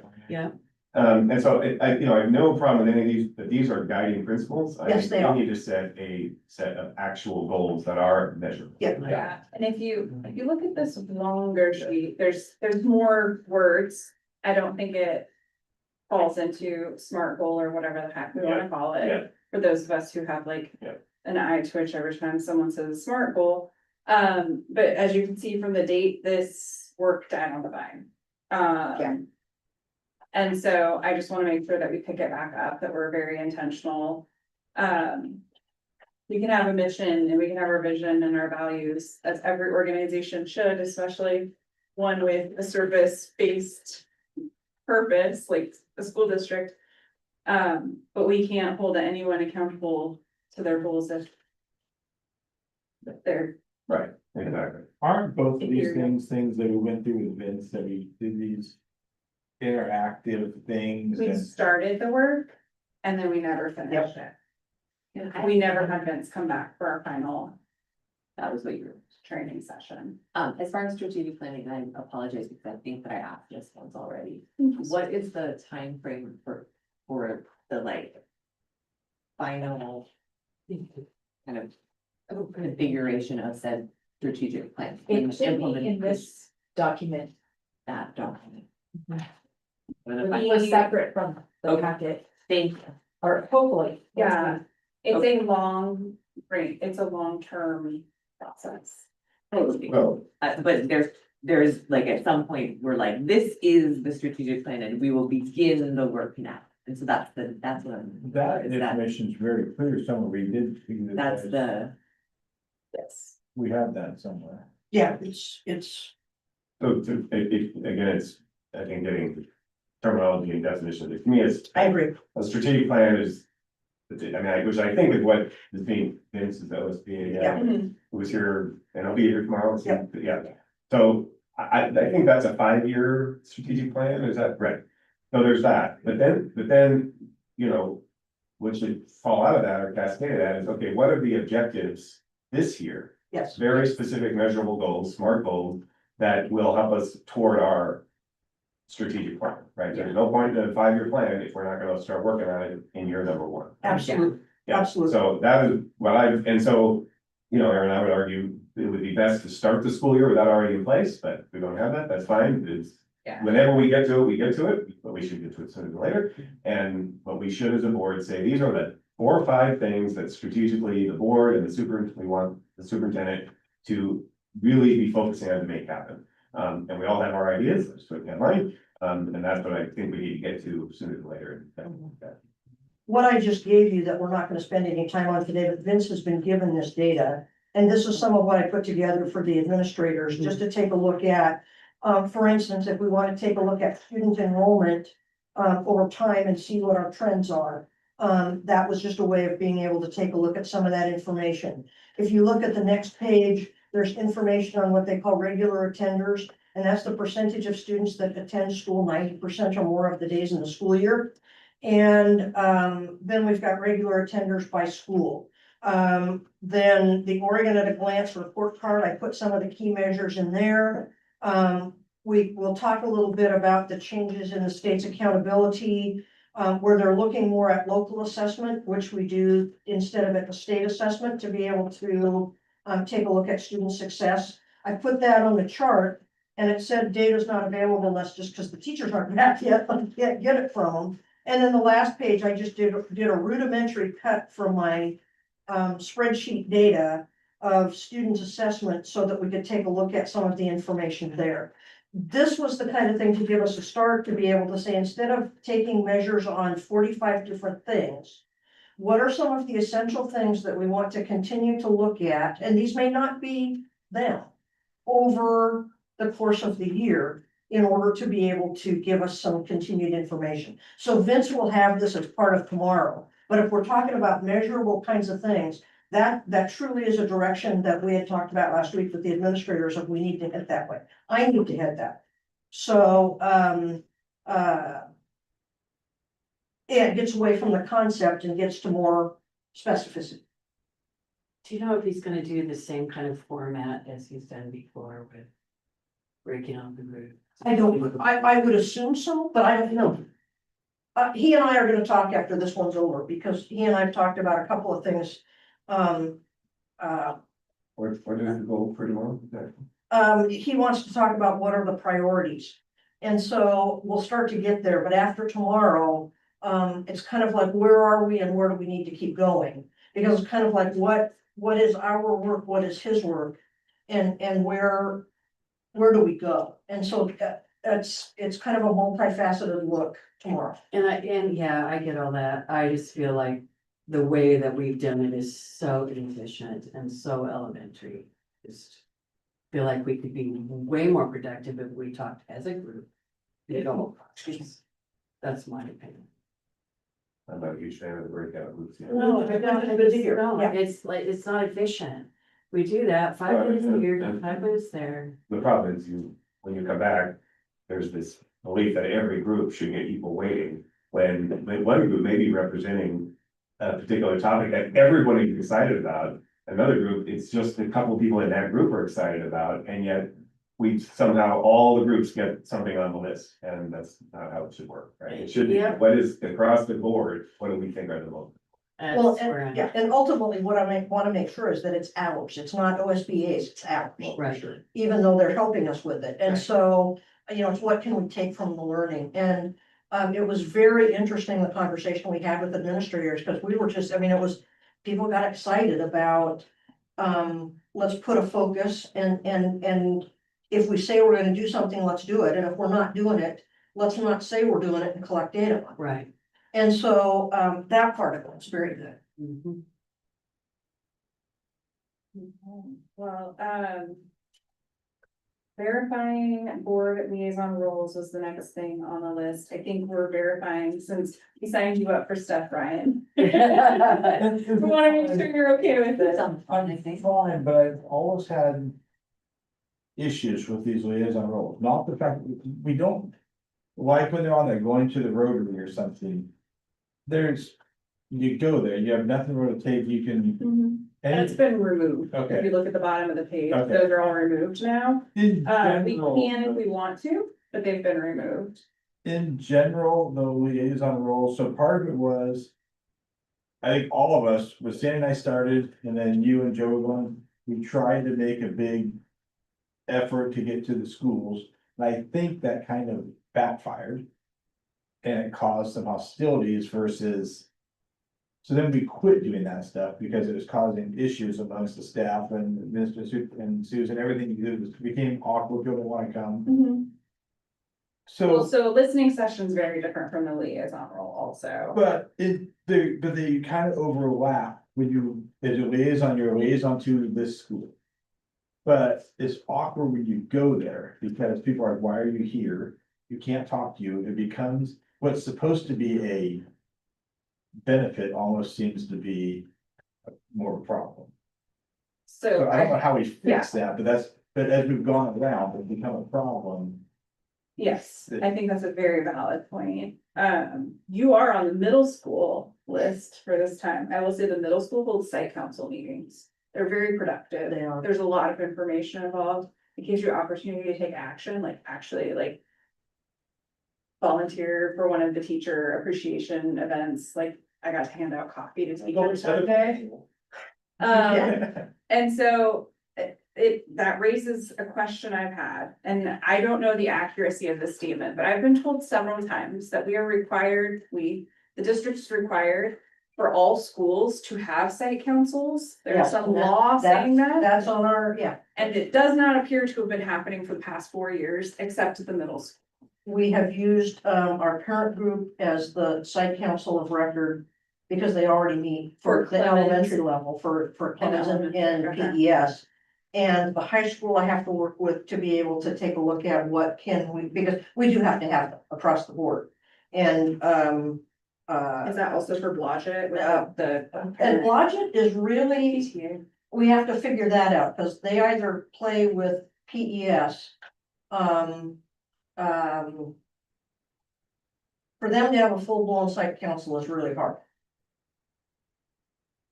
Okay, but yeah, it's conversation, because we do need to have. so then the academy also needs to have one. Yep.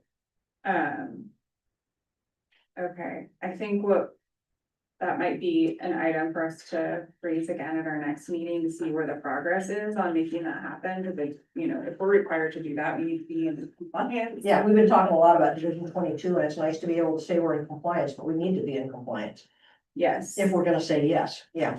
the middle school does meet once a month, it's what, the first Wednesday of the Wednesday month? at 3:30. At 3:30, yes. And it's Uh, usually pretty painless, like 45 minutes. It's not Yeah. like Steve keeps it real Steve runs tight. a tight meeting, if you're in, you're out.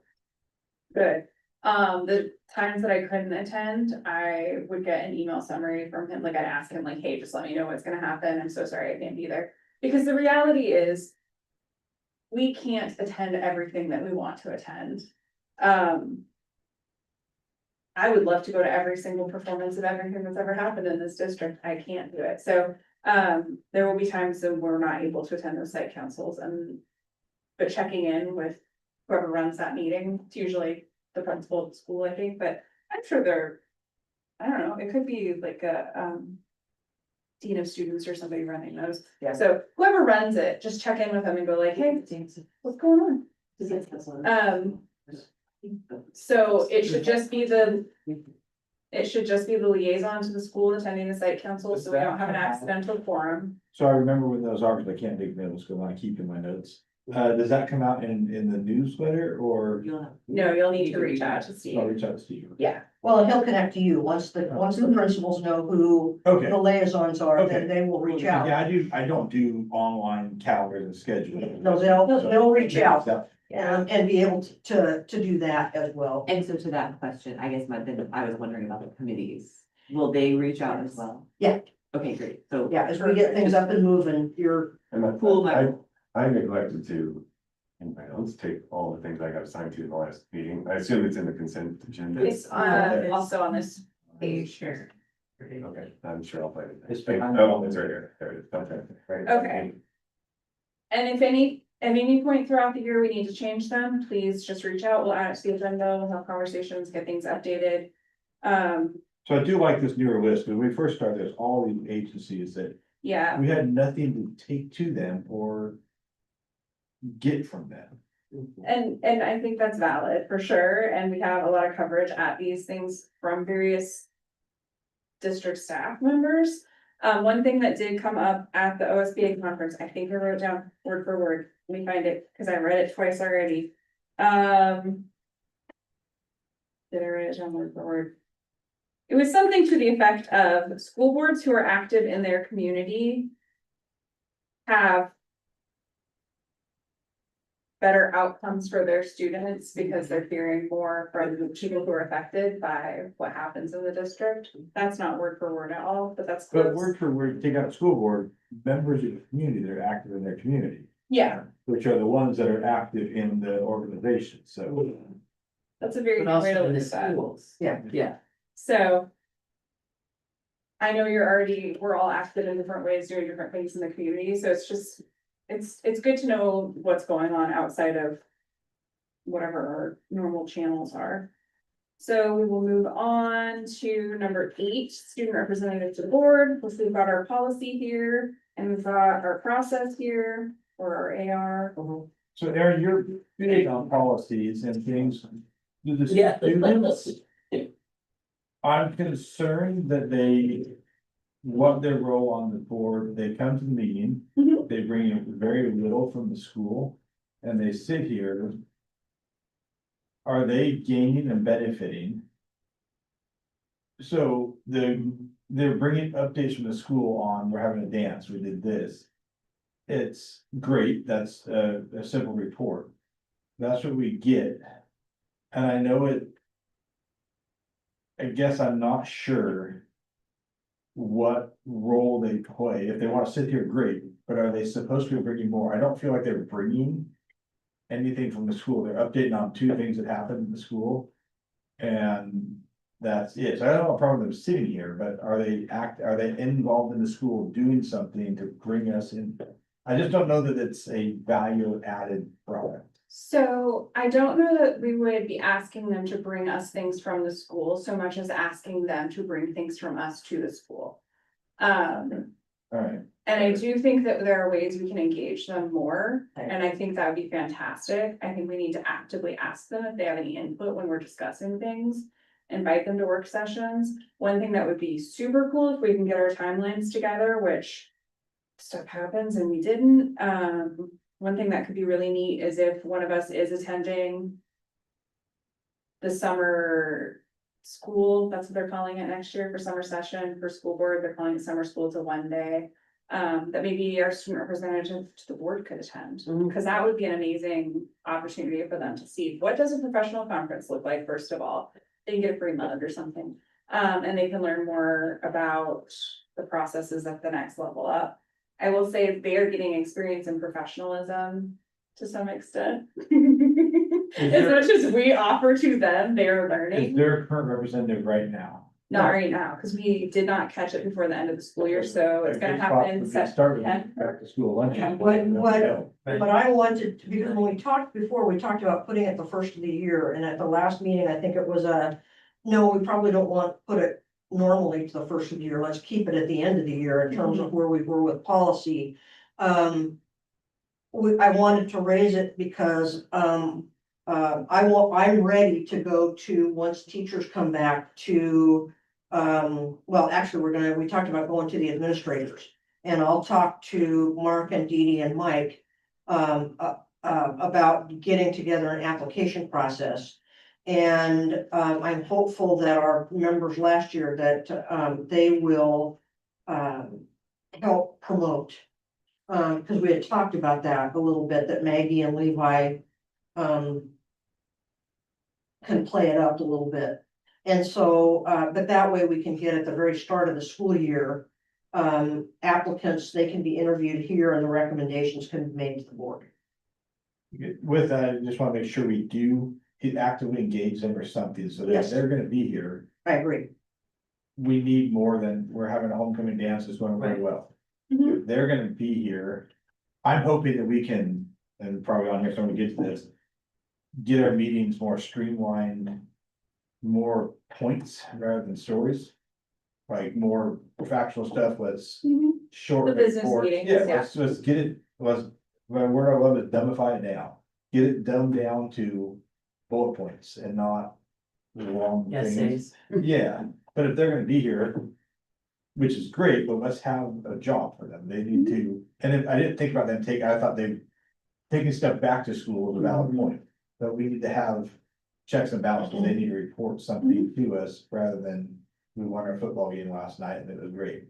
Well, and that's not actually part of their role. The ASB president is supposed to come and give that report, but this year they were doing it on behalf of the ASB president, I think probably because of extracurricular conflicts with sports and things. But I agree with you. I want them to be able to come Yeah. forward and say, here's the issue of the day, or, Yeah. Right, you know, right. whatever. Yeah, if And they're in if the we're role. discussing policy, I want them to be involved in that policy conversation.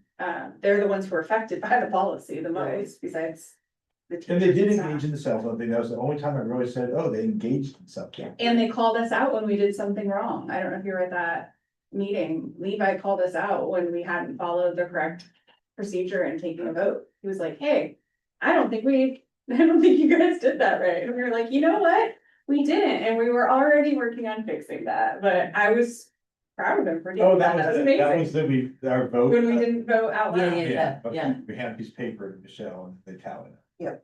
So I have questions really quick. So does that student representative, does the attendance guidelines include them?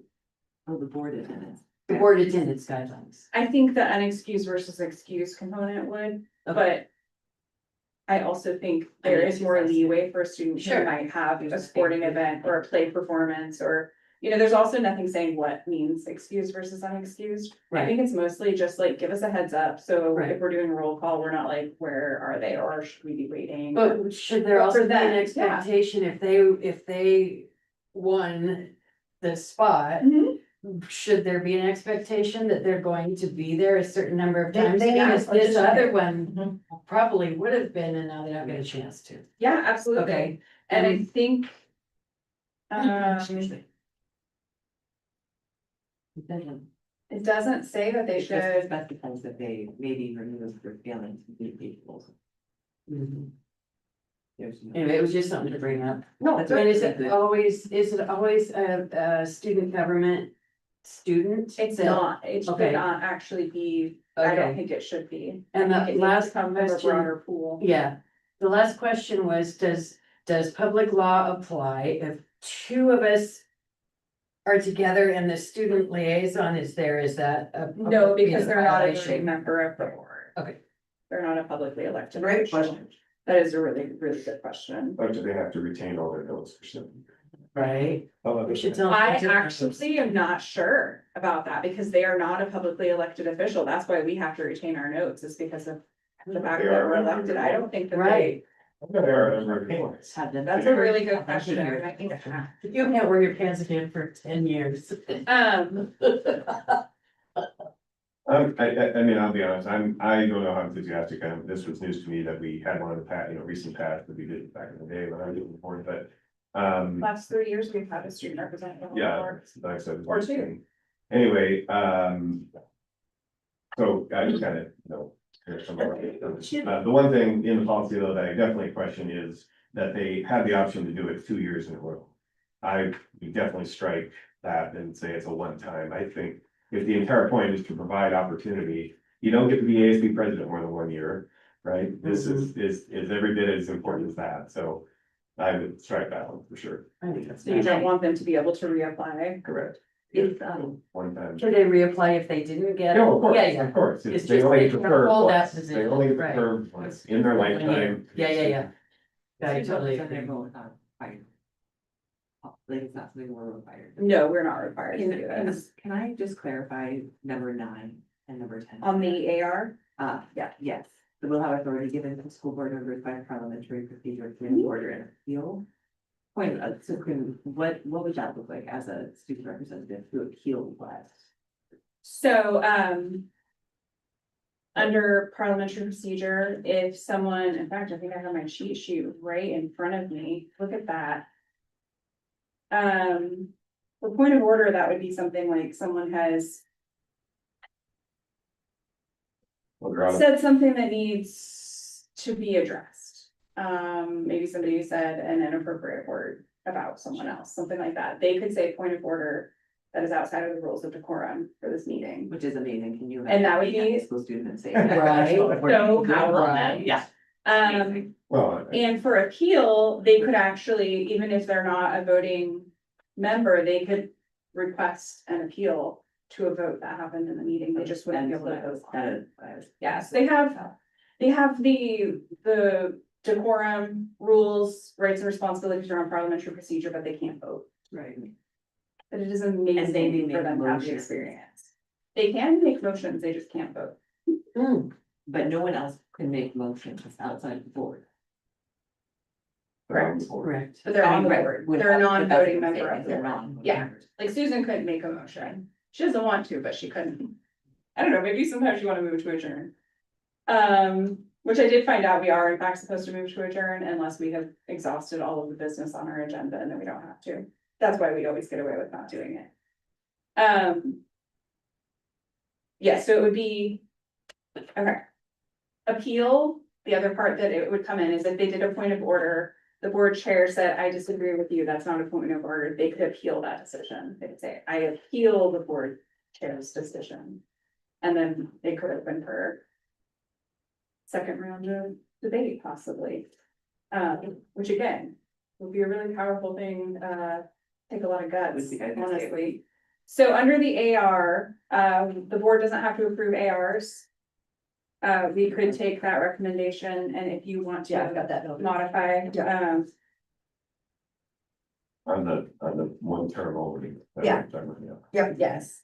And then I will say, And real. we did have an application that had been created. And I, The high school office has it. okay, Yeah, thank Mark's, goodness. Mark's. I 'Cause it think- was one I of think those, you like, have it, but I also think. Mark Loss has of it. access.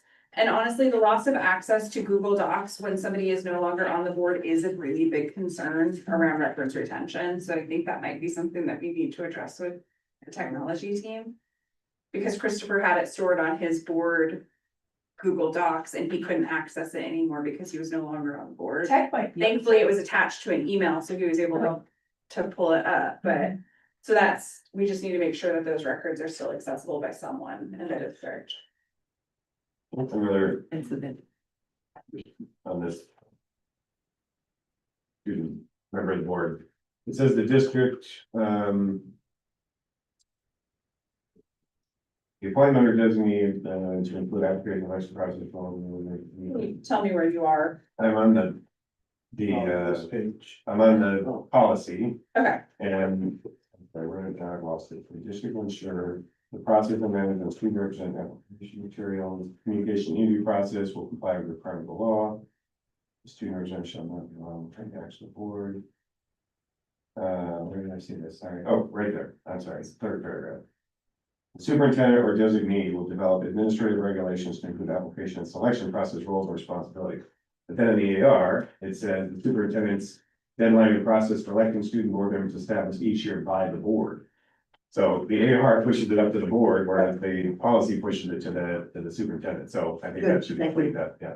I would take the board out, I don't think we're involved in I the think we're- process. Originally, that was the intent. When Christopher started, with the push, it was gonna be a board interview and decision. And I think we've made the determination that it's just, Yeah. it's pretty untenable to be able to ask for that to If happen. you correct the AR. Yep. So what is the Well, I just think you, application process? each year by the superintendent rather than. Oh, I know. I'm asking Susan what the interview application process is going to look like. And I'll just go through this whole thing. Because right now, what we're doing, rather than going through the ASB class is just the conduit for being able to put it out, but it's not just the ASB Limited to kids. that. And because of our timeline, we're gonna push it through the office this year. And so, the administrators will, in their announcements and assemblies and things like that, make sure it gets out. With the interest for folks, and then they'll collect the applications so we can have a faster turnaround in the process. And then what happens with the applications? Who's reviewing and approving? Mark and Dee Dee will do that. Mark and me and Mike will do that.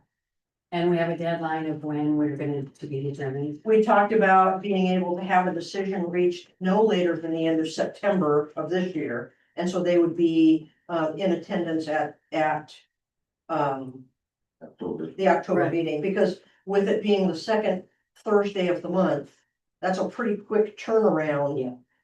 For students just getting back to school. Yeah. And so, they could be decided, probably by the middle of the month. And then what I did with, Maggie and Levi last year was then I met with them before that first board meeting. And just kind of got some insight and gave them some information, so. So then on the AR where it says, the June 1st deadline, like that, but we will go back. That's what it sounded like from the last time we met, because the desire to go back to a spring election so that we can have somebody that can start the year. Okay, The year just got away from us. it did. Toward us. Okay, so we've already had a lot of robust discussion around the strategic planning. Were there any additional thoughts or? Just to echo what Sandy said, I won't be here tomorrow, but with that, I liked Vince early on. I mean, I like Vince, but when early on, we got a lot of stuff done. But it just, since we've hired him, it just seems like we're chasing our tails. Like I thought we were hiring somebody to do, like, let's do this. He comes, all right, let's do this together. And no, I want you to come with, okay, I need these answers right now, let's move on. So I just want, and I admitted you out last time that I wasn't gonna be able to make the one in June or whatever, just. It's frustrating of the slowness of the process, and we just had that quick discussion with these groups and things. Yep. We hired somebody to come with here's what we're doing right now, let's do this and let's move on. So I'd like to have that conversation with, and truly all our meetings in general. Bullet points faster, let's action items, let's do stuff. More efficient. After this. Yeah, because I, That that you could, yeah, I don't have a problem with that at all. No, it's, since the last time we met, I wanted to come up with this next one, just to be able to say, what are we truly getting and what are we not? And where do we need to pivot? And so, that's a big piece of it too, is we don't have a lot of time to, we want to move forward. This is the Yeah. first time we met him, but I don't remember what we talked about, but I was very impressed with how he took notes, what we did. He came back, presented them, is this the summary?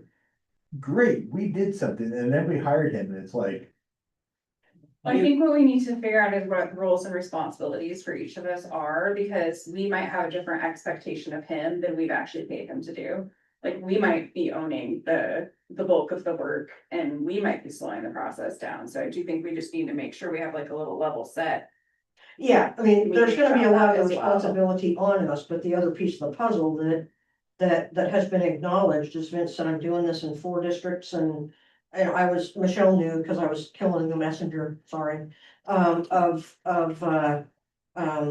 why are we just getting asked on Monday when we're gonna meet on Thursday for student data? And so and we did it because I think after we met with the administrators last week, it had merit in its timeline. But it's kind of like, what's gonna be best for us? And I think that's kind of what I'm angling for to listen. And I was referring to just when he's present, the inefficiency of how we do it. That's what I'm talking about. Yeah, if His it's- process. Yeah, because if we had more clear, here's the information I need by this time, then it's on us, but when he comes to us. And we spend an hour in these little groups of pieces of paper, and it just seems very inefficient to me. Yeah. And more of us. And it's also a process that exists very much outside of your experience, Yeah, so but I'm, Yeah. pretty standard process. but we right? paid you to Yeah. do this, let's move, I just. Let's get her done. Yeah, I'm big on, let's get it done. I'm more of an action than a talk about it, let's just do Yeah. action and move over. Well, to me, it's kind of like playing games in the shower. That's not what we're here. You know what I mean? So, We're yeah, an so- analogy, so I but you read get it. it, right? No, as soon as you said that, I just went, I mean, it just doesn't seem like it's at the level it needs to be since we're paying him. to And my do point it. is, we know we can do it, 'cause the first time we met him, it was great, we did Yep. something, I don't remember what it was, but it was at the academy building. And I heard you, Yeah. came from Eastport, we did something, he sent the next day a summary email, had a couple questions, and it Yeah, was. that was our kickoff of our. Spot on. whole- Yeah, it was a spot on thing, and Yeah. then from there it's gone. Yeah. lax. I think we'll hopefully see some tightening up of that process Yeah, then the next please. time we meet, but And strategic planning is so exciting when you get to those tangible action items. Yeah. Where we can really dig our teeth into, so just all of this like prep work and him getting to know us, and I mean, I wasn't present Yeah. for those, but every strategic plan that I've been in has felt that way, it's felt like we're just like. Waiting and waiting and waiting and waiting, but then you do launch and then it Just does all feel really comes like together. actionable, Yeah. and that's exciting. I don't know where we are. right, well, and I felt that just in the conversation with our administrators, when we got together, and we could actually converse clearly about trying to align those things. It is, the Yeah. process can be so frustrating, Yeah. it doesn't feel like we're doing. It doesn't. Yeah. Because of our time, we can Yes. move some of these. We could talk about this at the that- meeting. that's like a 30-second little Okay, thing too. okay. I think we can get through the rest of the agenda, you guys. Yeah. We all work together. Agenda request process. Beginning after tomorrow's meeting, Susan and I will, this is news to you as No, well, this is okay. but also what you've been doing in the past. We'll be meeting, probably 2 weeks before the board meeting to set a basic agenda. It might be modified in the interim, because as you can see on this, people can ask to be added to the agenda. One thing that came up is that email that I responded to, for those of you who've seen it. You already know how I responded, people coming and saying, we wanna be on the agenda, when it's more appropriate for them to come and give public comment. So just directing them to that public comment.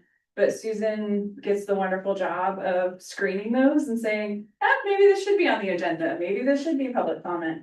I'm going to lean very heavily, most of the time, it's probably going to be public comment. So am I. Most of the time, it's not anything under the purview of the board. Right. So am I correct with my response when, because this, the thing about the forestry program, I know nothing about, I said, you'll come and fill out the green card. Yeah. At the meeting. Yes, That is, give public comment. because they have been nice and said, what is our first step? They said, as far as I know, your first step is come. Fill out the little green card when you walk in, it gets brought to the attention. For that gets on next month's agenda, so nothing will happen, they'll give a comment, and then that starts the process. So is that the correct path? You could even say, why don't you reach out to our superintendent at the district office and talk to her? Because sometimes it might actually be something that can be solved without them needing to come and give public comment. Sometimes it's something we don't want them to come and give public comment. They do need to address it with Susan, but if it's, speaking in support of an amazing program, it's always nice to hear the program is appreciated, but we're gonna limit that public comment to 3 minutes. We're going to not engage. That's where we went wrong with this last meeting. My apologies for not knowing. We don't ask questions when someone comes and brings public comment, because as soon as we do that, we actually move that out of public comment and move it into the agenda as a discussion item. And that's not appropriate for us to do as a board. It also opens very bad behavior, as we've seen at some of our board meetings in the past, of people then thinking that they can interrupt every step along the way of our entire meeting and interject with questions. And that happened by another school board member from another district who came to one of our meetings and acted incredibly inappropriately. And I was not in the right mind space to call point of order on it because I was a little too emotionally tied to the conversation. So let's just make sure that doesn't happen. It's sort of the rules of decorum. We live in a small town. We have an amazing community. We know so many of our community members. They're gonna walk in, they're gonna be people we know. This doesn't take away from the value of what they have to say. It just holds us to be accountable to what we're supposed to be doing. So And I guess I brought that up to Rick. I was at one of my first board meetings, like, hey, what's the point? Who would come to public comment when when we weren't supposed to engage? Why would you come? And I still hold that true. Why would you come and say thank you? And then, like, I wouldn't go back to that. I mean, I don't know how you're supposed to engage with them. But that's where too, the board could say, whoa, I think we need to add this as a topic of conversation. And then it Okay, so we can't add it it. intentionally moves. Okay, okay. At that point. okay. But there's no predetermined, if it's brought into public comment, we have to discuss it. Okay, for example, the girl that was asking about naming the softball field, when we're supposed to just sit here, she comes, says, here's what I'd like to do, and then. Point of order, we say, thank you. Well, that seems, why would you come? But if we can say, Well, let's yeah. bring this, okay, just so we know how to. They- There's a couple reasons. I mean, they come because one, it's the only time they get to talk to the entire board. So Yeah. that alone is some value. Number two, it is now in the public record that they made those comments, so that's significant. And then third, it can and should, when there's a board member that wants to sponsor it, spawn actual action. Okay, yeah, as long as there's a cap. Right, but there may be times where it's not a priority for any of us, and we're like, thank you very much, and then it ends right there, right? And it's gonna take on one of us to say, this board is further No, discussion. that is my question. I wanna make sure we can engage. Yeah. If we- The thing that I raised with Aaron is my biggest concern, because we did put a community member, a parent on the agenda based on a request.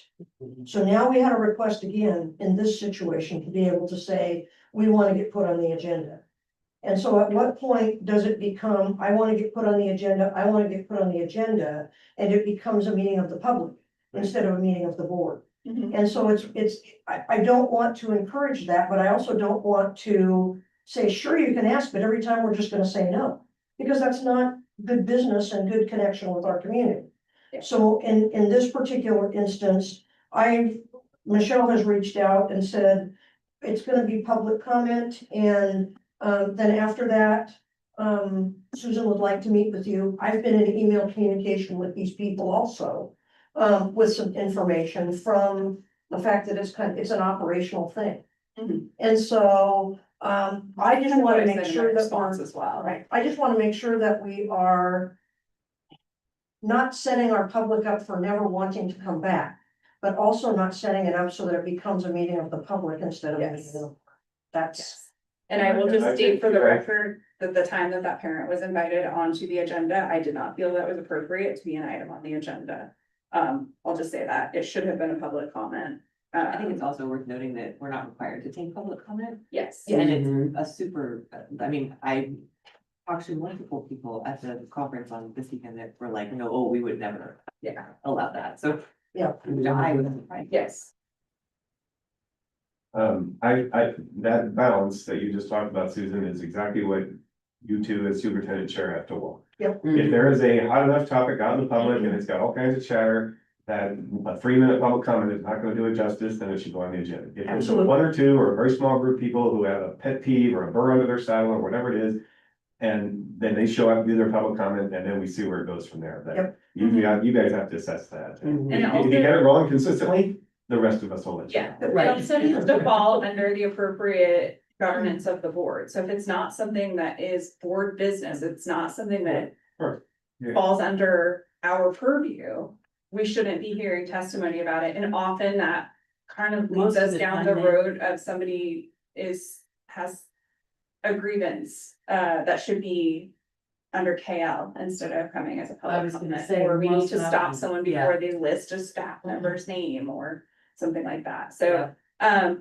okay, one last thing, I'm stealing an extra 2.5 minutes of everyone's time. OSBA elections are opening, nominations are open. You remember we voted for Lahui White Bear because our previous representative have actually been elected. to a state position, I believe. So we kind of mid-term elected someone. That position's open, as is the position for the OSBA Legislative Policy Committee, which is the group that meets and determines what they want to advocate for. Hesitate to use the word lobby, but it's kind of lobbying for at the state legislative level. So those are both open. If you want to nominate someone or want to nominate yourself, I think you can nominate yourself. I can't remember what the process is, but it was in an email that we got from OSBA that outlines all of the steps. I will say, my understanding is, neither of those are large time sinks. They meet quarterly. With some interstitial meetings along the way. Oh, a sign. It just got windy. We just had a sign blow, like, Oh, pinwheel up into Now the there's sky the and hit sign. that tree. There's a sign that meeting is over. If there's no further, this is, sorry. Oh, we got this document. Yeah, draft, or it's a board and superintendent operating agreements draft. Which, Oh, that's the exact same title as the other document, and so to me. They should be one document that we then review. so we have a board operating agreement and we have a board superintendent Oh, I operating see. agreement. well, they could be melted, Yeah, but yeah, it just, we throw both in there. Yeah, that's what I would. and we it's do have essentially the this same. in policy. We do have this one in policy. I'm sorry, I melded them together in my head in the agenda. So before we adjourn, let me pull it back. I would meld them because there is a big overlap, as I read it too, but I didn't meet that distinction between superintendent and board, because superintendent's mentioned a couple times in ours, so I would just make it one, in my recommendation. So we have a board superintendent relationship policy, which I think is probably pretty close to So this. that, But we One- could one- meld yeah. these two. Yeah. Can we have that as an agenda item on our next work session, which we don't have a date for yet, but we will probably set a date for it tomorrow night. Okay, thank you. Cause I do think that's important. It's about operating within the bounds of respect for one another. yeah, I didn't have any issue with anything I read in either one of those, but. Yeah, combine them. Very good. Okay. You touched on this earlier, but since this is a work session, we're almost done here. I mentioned this, but again, on the reports on our agenda. If we, and I saw this new time when it came out, but if we can work with all your administrative presenters. Shorten it down, we get a lot of information which is valuable and a lot of the charts that could be combined in one page. So that it can go on for a long time and I flat lose interest. After that many minutes of talking about this and that, if I had a chart that had bullet points on it, I would understand, but after 15 minutes, I'm like, I'm done, I don't know what we're talking about. I think that when Susan and Michelle and I meet about the agenda, we'll put time constraints around certain things. And some of them might be 5 minutes and some of them might be 10 or 15 minutes. I think if it's a district-wide report, like, when we get those like Division improved 22 is gonna take outcomes, some time, yeah. the one that has the umbrella graphic, like that one needs 15 minutes, because there are a lot of topics that get discussed, but maybe a school report about a specific thing might be that. An example is like we had the report on the academy that was very, very long. And that's Yes, put it it's in, very thorough. and I truly lost interest because it was so long. Had it been a page that said, here's the things we're doing, I would have been, oh, yeah, good, I got that. But after 30 minutes or so, I didn't know what we're talking about. Yeah. Well, and my hope is that those reports where we want to be able to engage and ask questions would be part of work sessions. And then our votes and our action items and all of that will be work session or board business meetings. We're gonna be looking at it eventually. To Joey, like, just dumb it down. and Yeah. Let's just get rid, just. I think we're gonna call it adjourned. Planning. Thank you all so much. We made it through. Take a cookie for the road. Was it? Oh, Yeah, yeah. they're absolutely delicious. Is there a recycling thing close by? There's one immediately If it's outside not, of the okay. store, I think. I was gonna say, if it's not in here, it's not far away. And if it's not there right now, they have to put them out again. Last month you said on it. That's what I think. And so that's how I got my board back last month. Did you find Because it? it No, set you up didn't my- find it. The invitation times. So I'll be back. You read that like right now, then or Yes. as possible, that way I'll get it tonight.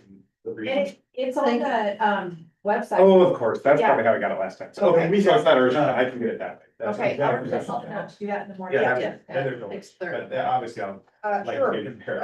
I was my fault, I'm sure you give me a few days or whatever, and I didn't make sense. So that was just my- These are the ones that I think you might want copies of. Okay, Yeah, I think we said 6:30, Online. and really That is the like, content I put in there was The the placemat.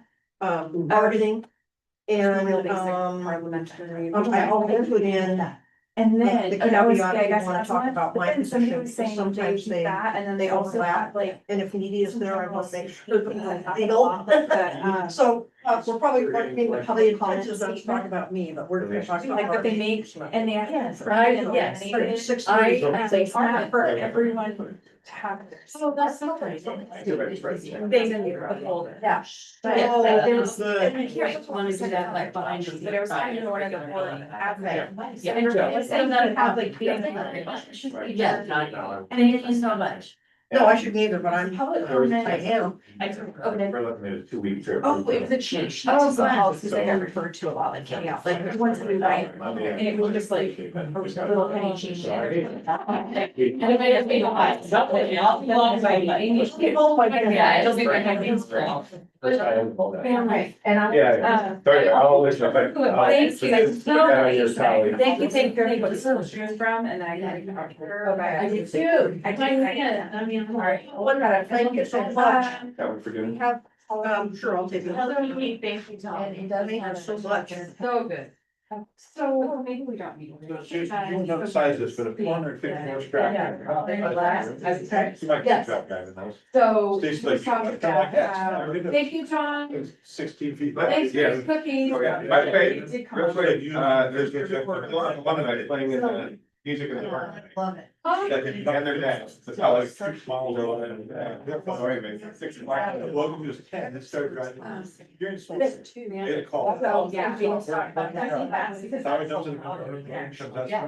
And he said, so he He's called. like, great, so We- 3-minute training. I said, hey, break down Son traffic. has to show. well, I forget about it. Our daughter. So after a while, what was out to the strip was going for everything. Maybe I told her. You get a radio or a phone, because he's around the Do we corner. really want to? Nobody can, because he had a problem, just parks in the gate, up check, he doesn't know what to do. And like, So like, and just later. you know, it's like that. You know, Like, so you order out- so he got a vote now because he just got a call saying he's dead. I remember when I was over there and you were putting out. So, if we don't.